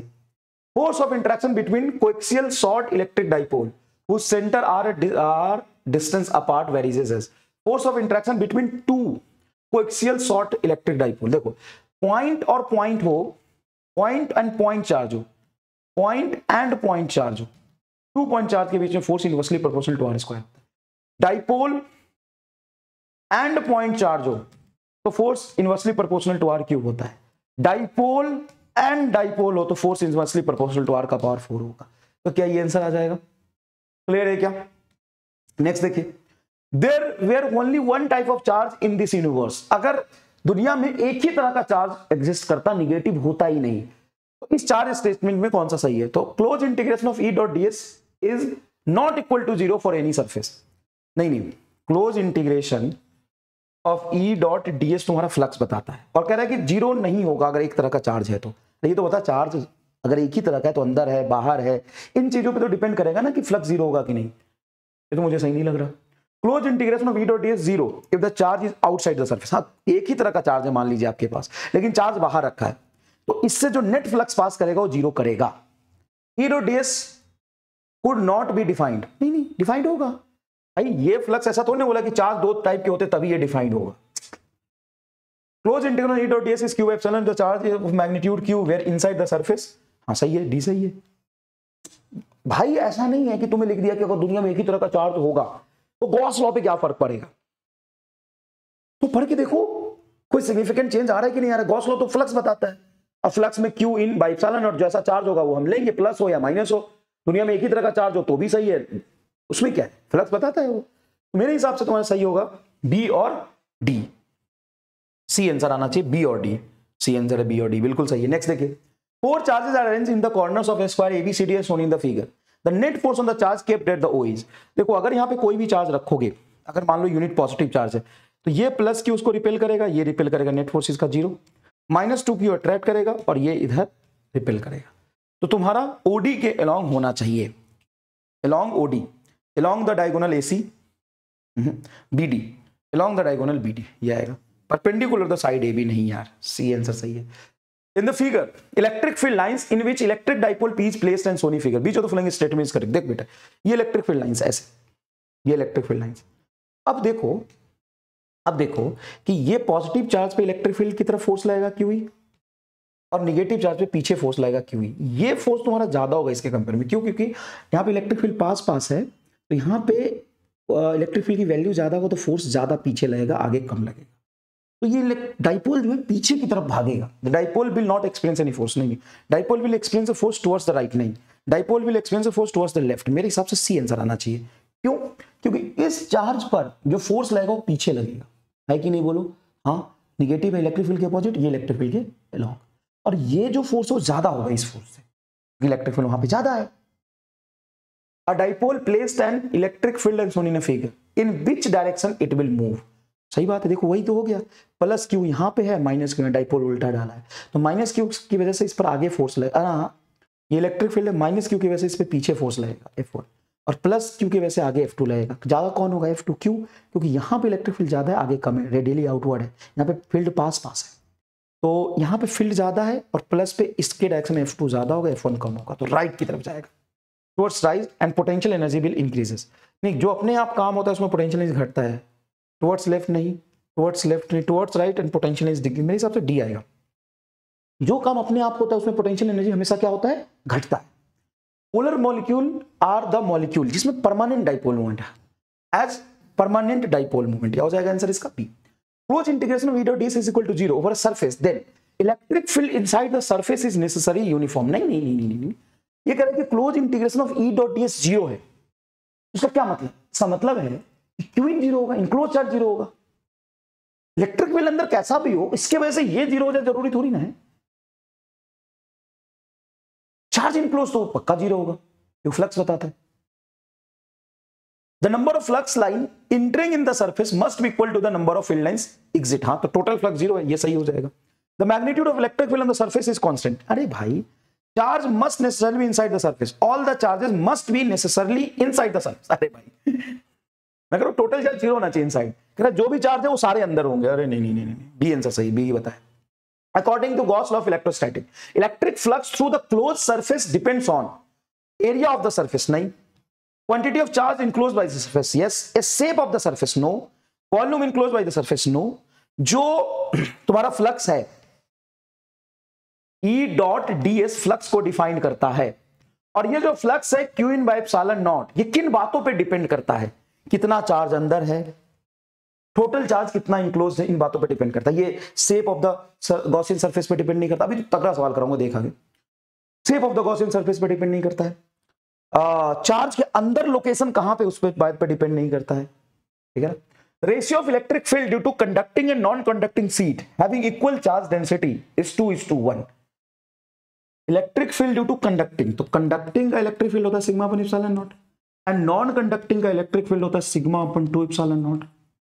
हैविंग इक्वल चार्ज डेंसिटी, दोनों का चार्ज डेंसिटी सेम है, तो रेशियो ऑफ इलेक्ट्रिक फील्ड क्या होगा? इलेक्ट्रिक फील्ड पहले कंडक्टिंग फिर नॉन कंडक्टिंग, ये इससे कटेगा 2:1। ट्रू आ गया क्या? Yes sir. नेक्स्ट देखो, two parallel metal plate having charge plus q and minus q, two parallel metal plate having charge plus q and minus q faces each other at a certain distance between them. If the plate are now dipped in kerosene oil tank, then the electric field between the plate, देखो electric field जो भी होगा यहाँ पे वो medium पे depend करता है। अगर मीडियम की इलेक्ट्रिक फील्ड हम देखेंगे तो एयर की जो इलेक्ट्रिक फील्ड है उससे k गुना कम हो जाता है, तो यहाँ पे क्या आना चाहिए? डिक्रीजेस। इलेक्ट्रिक फील्ड नेसेसरी क्या होगा? डिक्रीज होगा। इलेक्ट्रिक फील्ड नेसेसरी क्या होगा? डिक्रीज होगा 100%। Next, a solid metallic sphere has a charge 3q। Solid metallic sphere है, मेटालिक स्फीयर है, सॉलिड ही क्यों ना हो मेटालिक है, इसीलिए इसका जो भी चार्ज होगा 3q सरफेस पर रहेगा क्योंकि मेटालिक है। And concentric with the sphere is a conducting spherical shell having charge -q। Solid metallic sphere है, charge 3q, concentric with this sphere is a conducting spherical shell having charge -q, conducting spherical shell having charge -q। The radius of the sphere A is A and that of the spherical cell is B. Spherical cell का मतलब ये B हो गया और ये तुम्हारा A हो गया। B is greater than A, देखो B is greater than A, यही लैंग्वेज कह रहे हैं। What is the electric field at the distance R where R is A से बड़ा लेकिन B से छोटा, मतलब यहां पे इलेक्ट्रिक फील्ड पूछा है। कर भाई, मजा आ जाएगा कर। तो देख यहां पर जो इलेक्ट्रिक फील्ड होगा ना, इस हॉलो स्फीयर के अंदर पॉइंट है तो इसका कंट्रीब्यूशन नहीं होगा, सिर्फ इसका कंट्रीब्यूशन होगा। तो आएगा k टोटल चार्ज 3q बटा कैपिटल R स्क्वायर। बस इस चार्ज को सेंटर पर मान के यहाँ पे इलेक्ट्रिक फील्ड लिखोगे। अगर तुम स्फीयर के बाहर जा रहे हो तो सारे चार्ज को सेंटर पे मानोगे, चार्ज कहीं भी रखा हो स्फीयर के सारे चार्ज को सेंटर मानोगे। यहाँ पूरे डिस्ट्रीब्यूट होता तो भी सेंटर मानते, सरफेस पे तो भी सेंटर मानोगे और r डिस्टेंस पे जाके इलेक्ट्रिक फील्ड लिखोगे। तो k 1/4 3q by R square, मेरे हिसाब से सी आंसर आएगा। बिल्कुल सही है, ये बढ़िया सवाल, फ्लक्स का बहुत सुंदर एंड जोरदार सवाल है। स्क्रीन पॉज करके खुद करिए। Electric charge is uniformly distributed along a long straight wire of radius 1 mm. Long wire of radius 1 mm, ये वायर है जिसका रेडियस 1 mm है, बहुत बहुत बहुत पतली वायर है, 1 mm radius. Charge per centimetre length of the wire is q, मतलब charge per centimetre is q per centimetre, q coulomb per centimetre. Another cylindrical surface of radius 50 centimetre, 50 centimetre radius बहुत बड़ा cylindrical हो गया। And length 1 metre इसका length है। Enclose the wire as shown in the figure, then total electric flux passing through the cylinder will be. बताओ, तो cylinder के अंदर जो चार्ज इनक्लोज होगा उसी की वजह से फ्लक्स पास करेगा।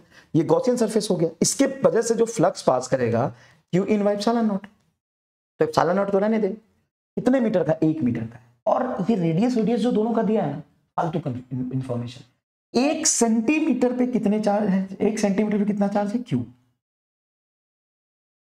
तो 1 मीटर का वायर है तो इसमें कितना लेंथ इंक्लूड हो गया? 1 मीटर मतलब 100 सेंटीमीटर, तो 100 सेंटीमीटर पे कितना चार्ज होगा? 100 q bye epsilon naught answer है। कोई रॉकेट साइंस एग्जाम में नहीं आता है, ऐसे ही सवाल का लैंग्वेज चेंज करके रिप्रेजेंट करेगा, बस। बी आ रहा है answer. Electron enters in the electric field, electron enters in the electric field with its velocity in the direction of the electric line of force, then तो इलेक्ट्रॉन इंटर कर रहा है with the velocity v in the direction of electric field, यही कह रहा है कि speed घटेगा। Electrons in the electric field with its velocity in the direction of electric speed घटेगा। पार्ट ऑफ द सर्कल नहीं, अगर डायरेक्शन में गया तो पाथ तो स्ट्रेट होगा। Velocity of the electron will decrease. बिल्कुल सही बात है, सी आंसर आएगा। नेक्स्ट देखो, force of attraction between 2 point charge plus q and minus q separated by d metre is Fe when the charge given to the identical sphere of radius 0.3 d whose center and d meter apart, then force of attraction between them is एक plus एक minus है तो induction की वजह से inner as में आएगा तो ज्यादा फोर्स लगेगा, ग्रेटर आना चाहिए, greater than Fe, A answer आएगा। अब अगर ये किसी को समझ नहीं आ रहा है, कमेंट बॉक्स में एक्सप्लेन करो, एक एक्सप्लेनेशन कमेंट बॉक्स में। इस सवाल जो स्लाइड नंबर 60 पे है स्लाइड 60 पे जो सवाल है उसका एक्सप्लेनेशन कमेंट में बताइए। जिनको नहीं समझ में आया वो कमेंट पढ़ लेगा, इसका एक्सप्लेनेशन कमेंट में बताना, क्यों, रीजन क्या है, क्लियर। सोचो, वैल्यू दिया है सबका, दोनों चार्ज पहले डी पे था और दोनों चार्ज को 0.3 डी मतलब डी से कम एक कंडक्टिंग स्फीयर पे रख दिया है। तो सोचो 2 charge plus q and plus 6 coulomb, sorry plus 2 coulomb and 6 coulomb repelled by with the force of 12 newton. F is equal to मान लो डी पे रखा है तो K2 मल्टीप्लाई 6 बटा डी स्क्वायर, तो 12 के d square. If each charge is given -2 coulomb then value of the new force will be. इस चार्ज को अगर -2 कूलम चार्ज तो जीरो हो जाएगा, जीरो हो जाएगा तो फोर्स जीरो ही आ जाएगा, कोई मतलब नहीं है। क्यों? क्योंकि एक चार्ज की वैल्यू जीरो हो गई, न्यूट्रल हो गई तो फोर्स जीरो लगेगा।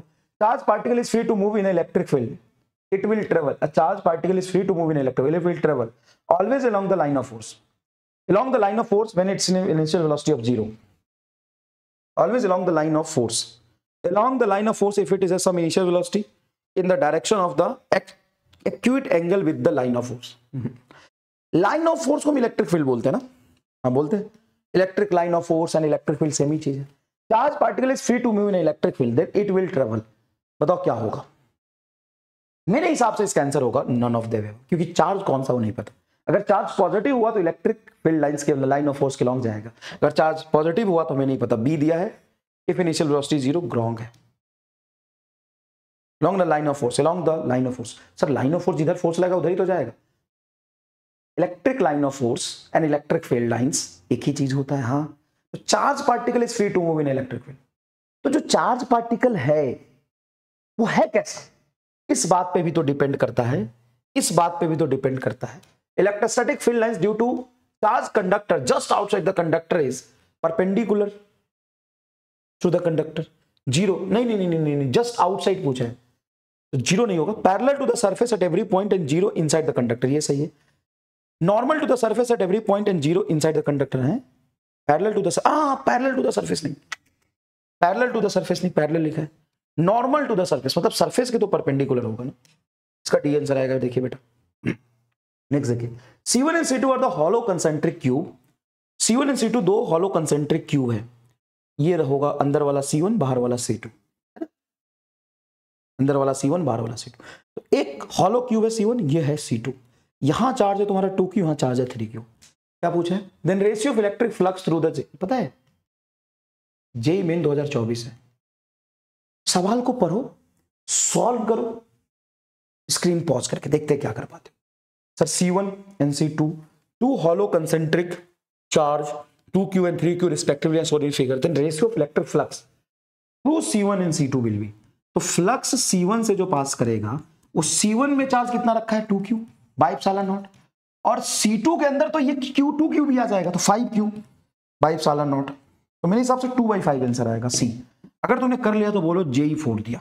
यस सीजन सर, जेई 4 दिया भाई। नेक्स्ट जेई में 2024 electric field is given by this, ये इलेक्ट्रिक फील्ड है। Electric flux through the surface of area, इतना भाई इजी आएगा सवाल, नीट में टफ नहीं आएगा। अगर इतना कर लिया इससे बाहर सवाल आ ही नहीं सकता है, बॉन्ड पेपर पे लिख के दे दूंगा। बता क्या है सर, ये तो क्लास में कराया था आपने। ये इलेक्ट्रिक फील्ड है और ये एरिया है वाईजेड प्लेन में, तो इसका एरिया अगर वाईजेड प्लेन है तो एरिया एक्स एक्सिस में होगा, तो एरिया होगा 30i cap plus electric field और एरिया का डॉट प्रोडक्ट होता है, तो 6 और 30 36 18 180। सी इज आंसर। बता जेई को रगड़ दिया कि नहीं, बोल सी इज आंसर। देख यहां पे आ गया, कोई बड़ी बात नहीं है। Electric flux does not depends on the shape of Gaussian surface and location of charge inside the Gaussian surface. Yes, flux depends upon the location of charge. Flux depends upon location of charge. Yes, flux depends on location of charge. Location of charge. Flux depends upon location of charge. True. True. Flux depends upon location of charge. But flux does not depends upon location of charge inside the sphere. Field है, तो field है, बोलो field है। To charge, भाई साहब मजा आ गया। Two charge 5Q and -2Q are situated at the point 3a,0 3a,0 मान लीजिए 0,0 है, ओरिजिन है, तो 3a डिस्टेंस पर यहां पे एक चार्ज है तुम्हारा 5Q। देखना कर 5q and -2q is situated at this point and this point, -5a, तो 0 से 5a पीछे ये आएगा -5a, 0, यहां पर चार्ज है तेरा -2q। बढ़िया। The electric flux to the sphere of radius 4a having center at origin या फ्लक्स पे पीएचडी था कि नहीं था? फ्लक्स पे पीएचडी किया था कि नहीं किया था, ये बता। क्या तूने फ्लक्स पे पीएचडी किया था? सब खूब सवाल किए थे, फ्लक्स पे किया था ना? अब स्क्रीन पॉज करके इसको करके देखा, एकदम अलग फील, नया सवाल, सिर्फ फ्लक्स नहीं, कोऑर्डिनेट का भी फील। स्क्रीन पॉज करके कर, स्क्रीन पॉज करके कर, स्क्रीन पॉज करके कर बेटा। अब देख, electric flux through the sphere of radius 4a having centre at origin, origin पे सेंटर है, इसका रेडियस 4a, मतलब 4a इधर और 4a इधर, तो ये तुम्हारा स्फीयर होगा। ओरिजिन से 4a और 4a रेडियस है इसका, तो ये चार्ज बाहर चला गया, एक ही चार्ज ये अंदर आएगा 5q, तो 5q by epsilon naught answer आएगा डी। डी आंसर है। बता मजा आया कि नहीं? In metallic conducting, in metal conductor under the effect of applied electric field, the free electrons of the conductor in metallic conductor under the effect of applied electric field। अच्छा, ये conductor है और कंडक्टर के अंदर electric field तूने लगा दिया battery लगा के, तो जो चार्ज है वो कैसे, इलेक्ट्रॉन कैसे मूव करता है? तो इलेक्ट्रॉन इलेक्ट्रिक फील्ड के अपोजिट मूव करता है कर्व्ड पाथ पे, स्ट्रेट लाइन नहीं चलता, एक्चुअल पाथ उसका कर्व्ड होता है। मूव्स इन स्ट्रेट लाइन नहीं, मूव्स विद यूनिफॉर्म वेलोसिटी नहीं, drift from the higher potential to lower potential. एक मिनट, इलेक्ट्रॉन कहां जाएगा? इलेक्ट्रिक फील्ड के अपोजिट, मतलब लोअर टू हायर जाता है। Move in the curved path, देखो curved path from lower to higher potential, मेरे हिसाब से डी आएगा, तुम देख लो क्या होगा। Given below the two statement, one is labelled as assertion and reason, ठीक है। Even electric dipole of dipole movement इतना p है, coulomb centimetre, coulomb metre is enclosed by the close surface, the net flux coming out of the surface will be 0। अगर dipole को रख दिया तो dipole में इक्वल एंड अपोजिट चार्ज होता तो फ्लक्स 0, ये सही है। Electric dipole consist two equal and opposite charges in the light statement, choose the correct, A and B correct explanation, मेरे हिसाब से डी आएगा आंसर, करेक्ट एक्सप्लेनेशन। ये देखिए बेटा, सरफेस चार्ज डेंसिटी इसका दिया हुआ है प्लस सिग्मा और इसका भी दिया हुआ है प्लस सिग्मा। पहला रीजन, दूसरा रीजन और तीसरा रीजन। प्लेट है तो इलेक्ट्रिक फील्ड डिस्टेंस पे डिपेंड नहीं करता। इलेक्ट्रिक फील्ड की वैल्यू बताइए कहां पे कितनी होगी, मजेदार सवाल। जैसे uniform surface charge density, infinite thin plate sheet, so near figure, then electric field in 3 different region 1, 2 and 3। ये होमवर्क है, सही आंसर आप कमेंट करोगे। इलेक्ट्रिक फील्ड लाइंस इस पॉजिटिव चार्ज से अवे होता है, ये इस सीट का, मान लो इसको मैं मानता हूं ए सीट है, ये ए सीट है, ये बी सीट है, तो इस रीजन में बी का इलेक्ट्रिक फील्ड इधर होगा और ए का इलेक्ट्रिक फील्ड भी इधर होगा। क्लियर है? आगे की तरफ होगा। अगर मैं इस ए का इलेक्ट्रिक फील्ड इधर देखूं तो ए का इलेक्ट्रिक फील्ड इधर इस रीजन में होगा और बी का इलेक्ट्रिक फील्ड इस रीजन में इधर होगा। तो मुझे बताओ, ए का इलेक्ट्रिक फील्ड आगे, बी का इलेक्ट्रिक फील्ड आगे, तो सही करेक्ट ऑप्शन क्या होंगे? स्लाइड 70 पे जो आंसर है उसका सही आंसर क्या होगा ये आपको बताना है। कुछ तो तू भी कर। As shown in the figure, a point charge q placed at the center of the conducting spherical cell of inner radius and outer radius n b। तो q charge is placed at center, q charge यहां पे रखा है, इसका मान लो inner radius है a और आउटर रेडियस है b और ये तुम्हारा फील्डेड है। The electric field due to line charge q in the 3 different region, तो जहां पे मटेरियल प्रेजेंट है वहां पे इलेक्ट्रिक फील्ड 0 होगा। ये क्यू है तो यहाँ पे इलेक्ट्रिक फील्ड लाइंस होंगे, यहाँ पे भी होंगे, लेकिन बीच में 0 होगा। तो सेकंड रीजन में 0 होगा, बाकी दोनों जगह पे होगा। मेरे हिसाब से सी आंसर आना चाहिए। देख तो सी आंसर है। नेक्स्ट भाई, फ्लक्स का एक जोरदार सवाल। वो क्यूब वाले इतने सब क्वेश्चंस करते हो ना, सबका सम अप एक जगह पे। ये क्यूब है, क्यूब में चार्ज कहां कहां रखा है उस पर अलग अलग सिचुएशन ड्राइव किया है और ये आपको मैट्रिक्स मैच करना है। कंसेप्ट, सिलेबस, फॉर्मूले वही है, सवाल पूछने का तरीका ही तो बदलेगा भाई मेरे। करो इसको, स्क्रीन पॉज करके। Flux through the single surface of the cube if Q charge is placed at the centre of cube. Flux through the single surface of cube, flux passing through single surface of cube if Q charge is placed at the centre of cube.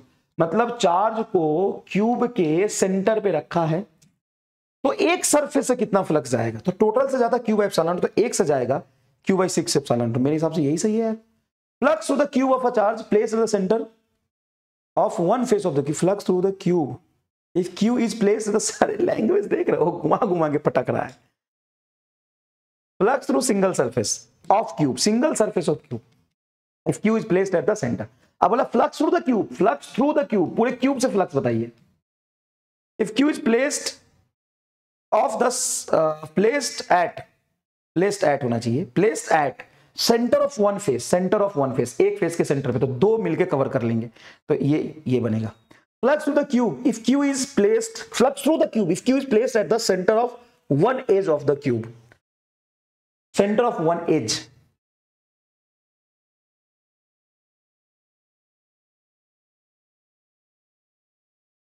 Corner, edge मतलब corner, उसके centre पे यहां रखा है, तो ये एक दो इधर तीन चार आएगा, ये जाएगा। Flux through the side of the cube, flux through side of a cube मतलब एक phase, that are not in contact with a cube which is placed at one vertex of the cube। भाई मेरे मार ही डालेगा, एक ही बचा है, ये आंसर होना चाहिए, मिला ले एक बार। आंसर नहीं दिया, ए दिया है, पहले का पहला दूसरे का चौथा, पहले का पहला दूसरे का चौथा, पहले का पहला दूसरे का चौथा, मिल गया ना भाई, बाकी भी मिल जाएगा। Find the ratio of electric field due to conducting and non conducting charge sheet both have charge q just outside the plate. एक कंडक्टिंग है दूसरा नॉन कंडक्टिंग है और चार्ज क्यू दिया है, इसमें इलेक्ट्रिक फील्ड 1:1 होगा। हमको समझ में नहीं आया, समझा देता हूं, ज्यादा तुम पे छोड़ूंगा ना, भरोसा नहीं है तुम पे मुझे। बाकी मेरे समझाने से पहले कितने लोग समझ गए कमेंट करके जरूर बताना। स्लाइड नंबर 74 पे बढ़िया सवाल है, 74 पे बढ़िया सवाल है। तो क्या सवाल है, क्या सवाल है? एक कंडक्टिंग सीट है मान ले, उस पर चार्ज तेरा क्यू है, इलेक्ट्रिक फील्ड बता। तो चार्ज तो इलेक्ट्रिक फील्ड यहाँ पे होता है सिग्मा अपॉन एप्सिलॉन, और जो कंडक्टिंग है तो ये चार्ज सरफेस पर होगा, सिग्मा आएगा तुम्हारा इस सरफेस पर चार्ज, इस सरफेस पर चार्ज, तो Q/2 है, तो सिग्मा को लिख सकता है Q/2 है। चलो नोट, ये इलेक्ट्रिक फील्ड है। अगर नॉन कंडक्टिंग हुआ तो चार्ज इसके क्रॉस सेक्शन में होगा, तो सिग्मा बराबर होगा Q/A, और इलेक्ट्रिक फील्ड हम जानते हैं सिग्मा अपॉन 2 एप्सिलॉन नॉट होता है, और सिग्मा होगा Q/A, तो Q/A 2 epsilon not, electric field दोनों में सेम आ गया। C is your correct answer. Next, consider the uniformly charged sphere of radius r carrying charge q and a small q placed at distance r from the center of the cell. If charge small q experience the force F, then identify the correct statement of the following. भाई साहब, सवाल मैंने तुम्हें पहले कराया है, ऐसा नहीं है, लेकिन ये सवाल करके देख, मजा आ जाएगा। स्क्रीन पॉज करके कर। Consider the uniformly charged spherical cell. Uniformly charged spherical cell मतलब hollow sphere है, of radius r carrying a charge q, ये है चार्ज क्यू कर रहा है, and small q placed at a distance small r, ये कैपिटल आर है, और यहां से स्मॉल आर पे एक चार्ज क्यू रखा है, स्मॉल आर पे चार्ज क्यू रखा है, r from the shell, centre of the shell से स्मॉल आर पे रखा है। If charge q is experience the force F, then identify the correct statement of the force F. देखो F 0 होगा अगर तुम्हारा स्मॉल आर कैपिटल आर से कम है, अंदर इलेक्ट्रिक फील्ड 0 होता है सेल के अंदर, लेकिन अगर स्मॉल आर कैपिटल आर से बड़ा है, स्मॉल आर कैपिटल आर से बड़ा है तो ये होगा, अगर स्मॉल आर कैपिटल आर से छोटा है तो फोर्स 0 होगा। फॉर ऑल आर नहीं, ऑल आर नहीं, ऑल आर पे नहीं, अगर आर छोटा है तो फोर्स 0 होगा। मेरे हिसाब से बी आंसर आएगा। सवाल को 2 बार अटेम्प्ट करना है, ये बढ़िया सवाल है। 4 point charge Q1, Q2, Q3, Q4 are the place and shown in a figure. Flux over the Gaussian surface depends on only Q1 and Q2. जो चार्ज इनक्लोज्ड है फ्लक्स उसी पे डिपेंड करेगा। Electric field at all point of the Gaussian surface depends on Q1, Q2 and hence flux also depends on Q1, Q2। नहीं, ये गलत है और ये सही है। A is true but R is false। क्यों? क्योंकि इलेक्ट्रिक फील्ड सारे चार्ज पे डिपेंड करता है, लेकिन फ्लक्स सिर्फ अंदर वाले चार्ज पे डिपेंड करता है। फ्लक्स इस पे डिपेंड करता है, अंदर वाले चार्ज पे डिपेंड करता है। कितने सवाल रह गए यार? 8-10 सवाल है, ज्यादा नहीं है। Consider the 2 identical charge placed at distance 2d apart. To consider 2 identical charge placed at distance 2d apart, मतलब ये आइडेंटिकल चार्ज है 2d distance apart. Minus q charge placed at the centre of the line joining of the 2 charge, centre पे minus q charge रख दिया। Which of the following is not incorrect? है not incorrect statement, मतलब correct पूछा। The minus q charge is not in equilibrium, नहीं equilibrium में, identical charge के बीच में रखोगे तो इक्विलिब्रियम में होगा। नॉट इनकरेक्ट मतलब गलत नहीं है, तो सही पूछा है। सही कौन सा है? तो q charge is not in equilibrium, नहीं इक्विलिब्रियम में, वो सही। Minus q charge oscillate if it is displaced along the x axis। Minus q को x axis में इधर लाके छोड़ोगे तो ये इधर ज्यादा फोर्स लाके अट्रैक्ट करेगा, डिस्टेंस कम और अट्रैक्टिव फोर्स, ये भी गलत है। माइनस क्यू चार्ज भी ऑसिलेट इन अ डिस्प्लेस वाई डायरेक्शन। ना वाई में अगर तुम माइनस क्यू को यहाँ रखोगे, ये भी खींचेगा, ये भी खींचेगा, नेट ऑसिलेट करेगा। Minus q charge stable equilibrium along x axis, नहीं बी सही है। Minus q charge oscillate if it is displace along the x axis, ना ना ना ना ना ना, नहीं नहीं नहीं नहीं नहीं, एकदम गलत बात है। क्या सही होगा? Third, minus q charge will oscillate if it displace along y axis. Consider two identical charge placed at the distance 2d apart. Two identical positive charge लिख दो तब सही होगा। सॉरी बेटा, पॉजिटिव चार्ज लिख दिया। टू आइडेंटिकल चार्ज में दो निगेटिव भी तो हो सकते हैं। अगर मान लीजिए माइनस और ये माइनस है और यहां पे एक माइनस क्यू रखोगे तो क्या होगा कि इसको तुम अगर यहां ले जाके छोड़ते हो तो ये इसको ज्यादा फोर्स से रिपेल कर देगा, सेम नेचर का चार्ज है, तो ये तुम्हारा बी सही हो जाता। अगर यहाँ पे पॉजिटिव चार्ज रखा है तब सी सही होगा। सोचो, थोड़ा रुक के समझो। अगर दो आइडेंटिकल पॉजिटिव चार्ज है, बीच में माइनस क्यू रखते हो, ऊपर ले जाके माइनस क्यू को रिलीज करोगे, ये अपनी तरफ खींचेगा, अपनी तरफ खींचेगा, नेट फोर्स सेंटर की तरफ। क्लियर है क्या? तो C is your correct answer. Electric field inside conductor must be zero. Wrong है, रॉन्ग है, फॉल्स है। Electric field inside isolated conductor is zero और electric field in equilibrium condition, मतलब electrostatic equilibrium, electric field in electrostatic equilibrium inside the conductor is zero. अगर simple statement लिखा है तो भाई बैटरी तो जोड़ दो, ये कंडक्टर है मान लो, और तुमने इस कंडक्टर में बैटरी जोड़ दिया तो बताओ अंदर में इलेक्ट्रिक फील्ड आएगा कि नहीं आएगा? हाँ, इलेक्ट्रोस्टैटिक कंडक्शन में, इलेक्ट्रोस्टैटिक कंडीशन में इलेक्ट्रिक फील्ड अंदर जीरो होता है। An electric dipole is placed at the center of hollow sphere. The flux, ये तो करा दिया यार।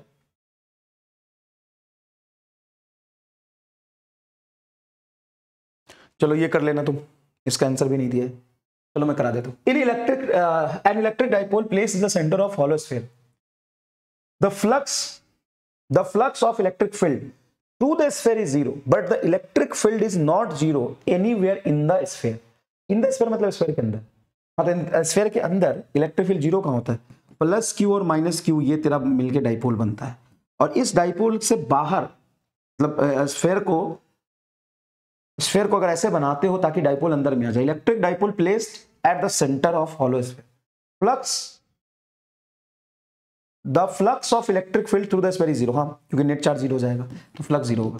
लेकिन याद रखना कि डाइपोल प्लस और माइनस चार्ज की वजह से कहीं भी फाइनाइट रीजन में इलेक्ट्रिक फील्ड जीरो नहीं होता है। सेंटर पे इसका इलेक्ट्रिक फील्ड आगे माइनस पॉजिटिव से दूर माइनस क्यू की तरफ जीरो नहीं आएगा। ये स्टेटमेंट सही है।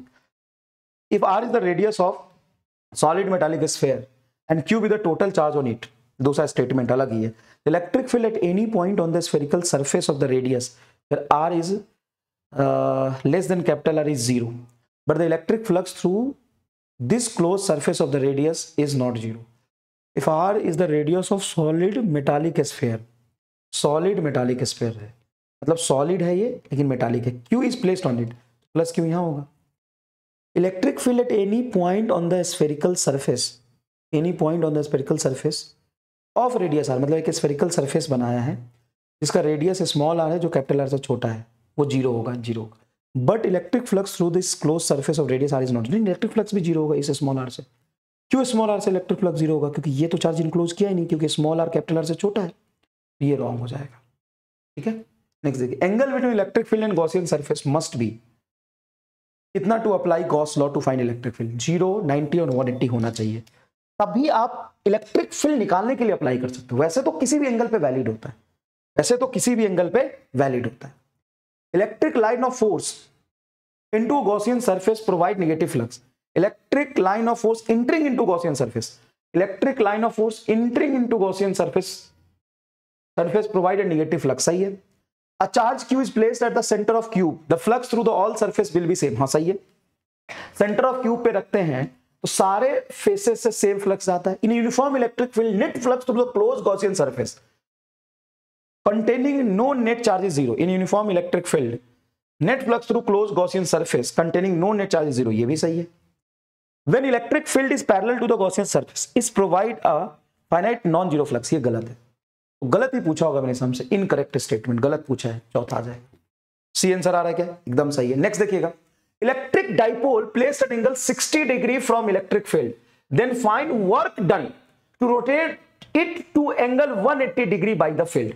ध्यान से समझिए, the electric dipole placed at angle 60 degree from the electric field, from the electric dipole होना चाहिए। Electric dipole placed at angle 60 degree from the electric field. देखो ये इलेक्ट्रिक फील्ड है, ये क्या है? Electric field. Electric dipole placed an angle 60 degree from electric field. Electric dipole placed an angle 60 degree from electric. Electric dipole placed an angle 60 degree from electric field. 60 degree from electric field. Then find work done to rotate it to angle 180 degree by field. 120 degree. 120 degree. रुकना. From electric field. Rotate to work done to rotate it to angle 182 angle by angle 2 angle 120 degree from the electric field by the field. अब करो भाई साहब, करो screen pause करके करो, दिमाग घुमा दे करो. Electric dipole placed an angle 60 degree from electric field. Electric dipole placed an angle 60 degree from electric. Find work done to rotate it to angle 120 degree, to angle 120 degree from the electric field. मतलब यहां पहुंचा दिया 120 degree पे. Then work done कितना होगा? तो work done सिर्फ लिखा होता, एक्सटर्नल का होता तो change in potential energy, final potential energy minus initial potential लिखते. लेकिन यहां पे वर्क डन होगा माइनस डेल्टा यू, क्योंकि फील्ड का है तो minus delta initial minus final हो जाएगा. इनिशियली कितने पे था? तो minus p E cos 60 degree minus of minus p E cos 120 degree. Cos 60 होता है हाफ, तो minus p by 2, minus minus plus हो जाएगा पी, और कॉस 120 होता है माइनस हाफ, तो minus p by 2 minus p by 2, तो ये आ जाएगा तुम्हारा माइनस पी. तो माइनस 2 पी आंसर आना चाहिए, सॉरी माइनस पीई आंसर आना चाहिए. प्लस पी आ रहा है क्या? नहीं, इनिशियली 60 डिग्री पे माइनस पी आएगा, और इलेक्ट्रिक फील्ड तो ऐसे भी आगे ले जाना चाह रहा, तो पीछे तो निगेटिव आएगा, माइनस पी तुम्हारा आंसर आएगा बी. माइनस पी आएगा, इसमें से पहले कोई भी सही नहीं होती. ये बढ़िया सवाल लिखना है. Match the column 1 and 2. ये इलेक्ट्रिक फील्ड है और डाइपोल को ऐसे रखा है, तो डाइपोल कहां जा सकता है सोचो. ये इलेक्ट्रिक फील्ड है, डाइपोल को ऐसे रखा है. ये इलेक्ट्रिक फील्ड है, डाइपोल को पीछे रखा है. ये इलेक्ट्रिक फील्ड है, डाइपोल को ऐसे रखा है. सबसे पहले तो ये सिचुएशन है इलेक्ट्रिक फील्ड और डाइपोल का, और ये उसके करस्पॉन्डिंग इसका रिजल्ट है. स्क्रीन पॉज करके एक चीज बेटा, देखा था कई सवाल ऐसा, बस इतना बता दे. मैट्रिक्स मैच के साथ ऐसे लिख के सिचुएशन के साथ, और पहले पूरा पढ़ ले फिर लिखना. देखा है कहीं एमआर के जैसा हसीन सवाल क्या बनेगा? राइम के साथ लिखना, ऐसे नहीं. कमेंट सबको करना भाई, मेहनत लगती है सवाल बनाने. देखा है कहीं एमआर सा हंसी सवाल? देख सुनना अच्छे से सुन, बताता हूं. ये इलेक्ट्रिक फील्ड है ऐसे, ये यहाँ पे इलेक्ट्रिक फील्ड की वैल्यू कम होगी और पिछवाड़े में माइनस और आगे पॉजिटिव चार्ज होता है. इलेक्ट्रिक डाइपोल निगेटिव से पॉजिटिव होता है, तो इसका इलेक्ट्रिक फोर्स निगेटिव पे आगे की तरफ लगेगा, मतलब सॉरी इलेक्ट्रिक फील्ड के पीछे लगेगा निगेटिव चार्ज पे फोर्स, तो इधर फोर्स लगेगा F1 और पॉजिटिव चार्ज पे इलेक्ट्रिक फील्ड के लॉन्ग फोर्स लगेगा F2. F2 तुम्हारा ज्यादा होगा F1 से. क्यों? क्योंकि आगे की तरफ फोर्स, वहां पे इलेक्ट्रिक फील्ड ज्यादा तो फोर्स आगे लगेगा, तो ये राइट में जाएगा. Dipole not in equilibrium moves towards the right side. मेरे हिसाब से डी आएगा. Dipole in not in equilibrium, तो इक्विलिब्रियम में कहाँ है? राइट में जाएगा. दूसरा देख यूनिफॉर्म इलेक्ट्रिक फील्ड, तो नेट फोर्स जीरो होगा लेकिन रोटेट करेगा. Dipole not in equilibrium and move towards left side. ना dipole in translational equilibrium but not in rotational equilibrium. ये होगा तुम्हारा आंसर. दूसरे का सी आएगा. देखो तो इसका आंसर यहाँ है. एक का डी है, हाँ भाई एक का तो बताया डी, एक का डी. दो का सी है, दो का बी बता रहा है. Dipole in not in equilibrium and move towards the left side. नहीं गलत है. दो का सी आएगा भाई, दिख रहा है ये तो. तीन का देखो, तीन का क्या है? इलेक्ट्रिक फील्ड ऐसा, यहाँ पे इलेक्ट्रिक फील्ड की वैल्यू ज्यादा होगी और निगेटिव चार्ज की इलेक्ट्रिक फील्ड का अपोजिट फोर्स लगेगा, तो लेफ्ट की तरफ जाएगा. तो तुम्हारा ये हो जाएगा dipole in translational as well rotational. नहीं हाँ, ये तुम्हारा फोर्स तो जीरो लगेगा, यूनिफॉर्म इलेक्ट्रिक फील्ड है. टॉर्क भी जीरो लगेगा क्योंकि थीटा जीरो है, तो नेट फोर्स भी जीरो और टॉर्क भी जीरो. तो चौथे का तुम्हारा आएगा ए. चौथे का आएगा ए, बिल्कुल चौथे का आएगा तुम्हारा ए. चौथे का ए. तो तीसरे का कौन सा बचा? बी. तीसरे का बचा B. Dipole not in equilibrium and move towards left side. हाँ तो ये तो होता है लेफ्ट की तरफ जाएगा. बताओ मजा आया कि नहीं आया? Next, at unstable equilibrium electric dipole and of electric dipole at unstable equilibrium electric dipole angle between dipole moment and electric field is 180 degree. Zero पे स्टेबल इक्विलिब्रियम होता है और 180 डिग्री पर अनस्टेबल होता है. जब जीरो पे स्टेबल होता है तो उसका time period of oscillation 2 pi root under I by p. भाई भूल गया यार, आई मोमेंट ऑफ इनर्शिया है और एनर्जी, तो ये हो जाएगा तो moment of inertia m d m r square, और ये होगा एम एल स्क्वायर और एम एल स्क्वायर, हाँ ठीक है यही आता है time period. Electric line of force cross each other, no line of force cross each other नहीं, फॉल्स है तो। Resultant electric field at a point is the superposition of the electric field at that point. Electric line of force cross each other, नहीं assertion is false but reason is true, ये आएगा assertion is false but reason is true, D आएगा answer. Electric line of force cannot cross each other होता तो पहला आता है, assertion is false but reason is true, ठीक है। नेक्स्ट देखिए, if the two spherical conductor of the different radius have the same surface charge density then their electric field intensity will be equal। surface charge density total charge upon area, नहीं इसके वजह से नहीं आता। Actual में मैंने तुम्हें क्या बोला था, ये स्फीयर है या ये स्फीयर है, जस्ट इसके सरफेस पे electric field sigma upon epsilon naught होता है। अगर रेडियस अलग है लेकिन अगर उनका सरफेस चार्ज डेंसिटी सेम है तो इलेक्ट्रिक फील्ड सेम आएगा। तो both assertion and reason are true but reason is not the correct explanation. वो सिग्मा क्या होगा उससे थोड़ी ना फर्क पड़ता है। क्यों इलेक्ट्रिक फील्ड सेम आता है? क्योंकि कंडक्टर के सरफेस पर यहाँ पे electric field sigma upon epsilon, इसको प्रूव करना बेटा, आंसर तो तुम्हारा बी आएगा, उसको प्रूव करके देखना है। क्लियर है क्या? नेक्स्ट देखिए, electric dipole is placed at angle 30 degree with an electric field of intensity इतना, it explains a torque इतना, calculate the magnitude of charge on the dipole if the dipole length is 2 metre. तो torque बराबर होता है p E sine theta, ये dipole moment होता है q into l E sine theta and torque. यहाँ पे क्या क्या दिया हुआ है?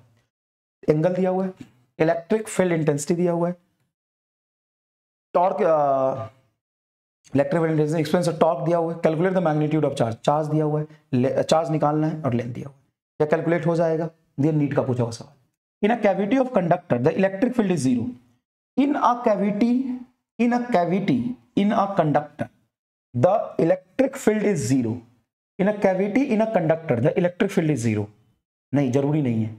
अगर उस कैविटी के अंदर चार्ज नहीं रखा तब इलेक्ट्रिक फील्ड जीरो होता है। इलेक्ट्रिक फील्ड जीरो होता है कंडक्टिंग मटेरियल के अंदर। इन a cavity in a conductor, जैसे मान लो ये कंडक्टर, अब सॉलिड है हॉलो तो नहीं बोला है कंडक्टर, मान लो कंडक्टर है, देखना ये कंडक्टर है और इस कंडक्टर के अंदर यहां कैविटी है। अब इसके अंदर इलेक्ट्रिक फील्ड जीरो होगा, इसकी कोई गारंटी नहीं है भाई। अगर मैं यहां पे चार्ज रख दूं तो यहां पे इलेक्ट्रिक फील्ड बनता है तो है। In a cavity in a conductor the electric field zero, guarantee नहीं है। Charge in a conductor resides only at its surface. हाँ, इस पर चार्ज दोगे तो सरफेस पर रहेगा, ट्रू, अंडरस्टैंड। चार्ज दोगे तो सरफेस पर रहेगा, अंडरस्टैंड। लेकिन कैविटी के अंदर भी तो चार्ज दे सकते हो, इस कैविटी के अंदर भी तो चार्ज रख सकते हो। In a cavity in a conductor, the electric field is zero, सही नहीं है। In a cavity in a conductor the electric field is zero if charge is not placed inside cavity, तो सही है, तो ये सही होता। Charge resides only at its surface. The assertion is false but reason is true. Assertion is false but reason is true, मेरे हिसाब से ये सही है। Assertion is false but reason is true, क्या दिया हुआ ना, नहीं होगा, डी आएगा इसका। Assertion is false but reason is true, बता देता हूं सुन। In a cavity in a conductor the electric field is zero, जैसे मैं तुम्हें बोलूं electric field inside conductor is zero, ये गलत है स्टेटमेंट ना। Electric field inside conductor is zero अंदर इलेक्ट्रोस्टैटिक कंडीशन, अब सही है, ठीक है। मस्ट लिख दे तो रॉन्ग हो जाएगा, सिर्फ electric field inside conductor zero लिख ले तो गलत है। Electric field inside conductor zero under electrostatic condition, अब सही है। तो कैविटी के अंदर इलेक्ट्रिक फील्ड जीरो होगा ये कहना सही नहीं है। कैविटी के अंदर जैसे मान लो ये कंडक्टर है और यहां पे ये कैविटी बना है, तो क्या इसके अंदर इलेक्ट्रिक फील्ड जीरो होगा? नहीं, कैविटी के अंदर इलेक्ट्रिक फील्ड हो सकता है अगर यहां पे कोई चार्ज रखा है। अब मान ले कोई कंडक्टर, तो जहां पे मैटर है वहां पे तो इलेक्ट्रिक फील्ड जीरो होगा, क्योंकि चार्ज हमेशा कहां दोगे तो कहां पे जाएगा, सरफेस पे जाएगा। क्लियर है क्या ये बात? नेक्स्ट देखिए, the electric field inside conductor in electrostatic equilibrium is, electric field inside conductor in electrostatic equilibrium is, ये सही है। इलेक्ट्रोस्टैटिक इक्विलिब्रियम लिखा ना तब सही हो जाएगा। Electric field lines always start on positive charge and in side negative charge, ये ट्रू, ये सही है। स्टार्ट फ्रॉम पॉजिटिव चार्ज से शुरू होता है, नेगेटिव पे खत्म होता है। Gravitational force and electrostatic force का रेशियो क्या हो जाएगा? तो ग्रेविटेशनल फोर्स वीक होता है, ये स्ट्रांग होता है, तो रेशियो एक से ज्यादा तो हो ही नहीं सकता, ये गलत है, ये दोनों गलत है, एक होता नहीं। डी आंसर आना चाहिए, देखो डी आंसर आना चाहिए, बिल्कुल आना चाहिए। थैंक यू सो मच, थोड़ा सा समय लगा लेकिन बहुत अच्छा सवाल कराएं। कंसेप्चुअल क्लैरिटी आपको मिलेगी नहीं। अच्छा, यूनिफॉर्म, जैसे मान लो कैविटी है, ये कैविटी है और सॉरी नॉन कंडक्टिंग स्फीयर है, non conducting solid sphere, non conducting solid sphere, non conducting solid sphere. इस नॉन कंडक्टिंग सॉलिड स्फीयर के अंदर एक कैविटी है, ये है नॉन कंडक्टिंग सॉलिड स्फीयर में यूनिफॉर्मली चार्ज डिस्ट्रीब्यूशन है, और एक छोटा सा कैविटी यहां बना है मैंने, कैविटी यहां बना है, यहां बना है। इसके अंदर इलेक्ट्रिक फील्ड 0 होगा या नॉट इक्वल टू 0 होगा, ये बताओ। ठीक है, ये बताना है आपको। इसके अंदर मतलब अंदर कैविटी में मैंने चार्ज नहीं रखा, ये तो सिचुएशन बता दिया ना कि इस तरह का एक तुम्हारा क्या है, इस तरह का एक तुम्हारा सिचुएशन है। ठीक है ना, इस तरह का तुम्हारा सिचुएशन है कि नॉन कंडक्टिंग सॉलिड स्फीयर है, यूनिफॉर्मली चार्ज्ड है, यूनिफॉर्मली चार्ज्ड है, और इसके अंदर में सेंटर पर नहीं, यहां पर एक कैविटी बना है, इसके अंदर इलेक्ट्रिक फील्ड, कैविटी के अंदर, कैविटी में इलेक्ट्रिक फील्ड 0 होगा कि नॉट इक्वल टू 0 होगा। अगर कोई गॉसियन सरफेस ऐसा सोच रहा है कि सर हम गॉसियन सरफेस ये बना लेंगे, तो ये गॉसियन सरफेस गलत है। गॉसियन सरफेस चार्ज डिस्ट्रीब्यूशन से सिमेट्रिक नहीं है, यहाँ पे गॉसियन सरफेस बनाना ये गलत है। ठीक है, अब सोचना 0 होगा कि नॉट इक्वल टू 0 होगा। क्लियर है क्या? थैंक यू सो मच, धन्यवाद। कैसा लगा जरूर बताइएगा, बाय बाय। थोड़ा सा कहीं टफ लग रहा होगा, स्लो करके देख लेना।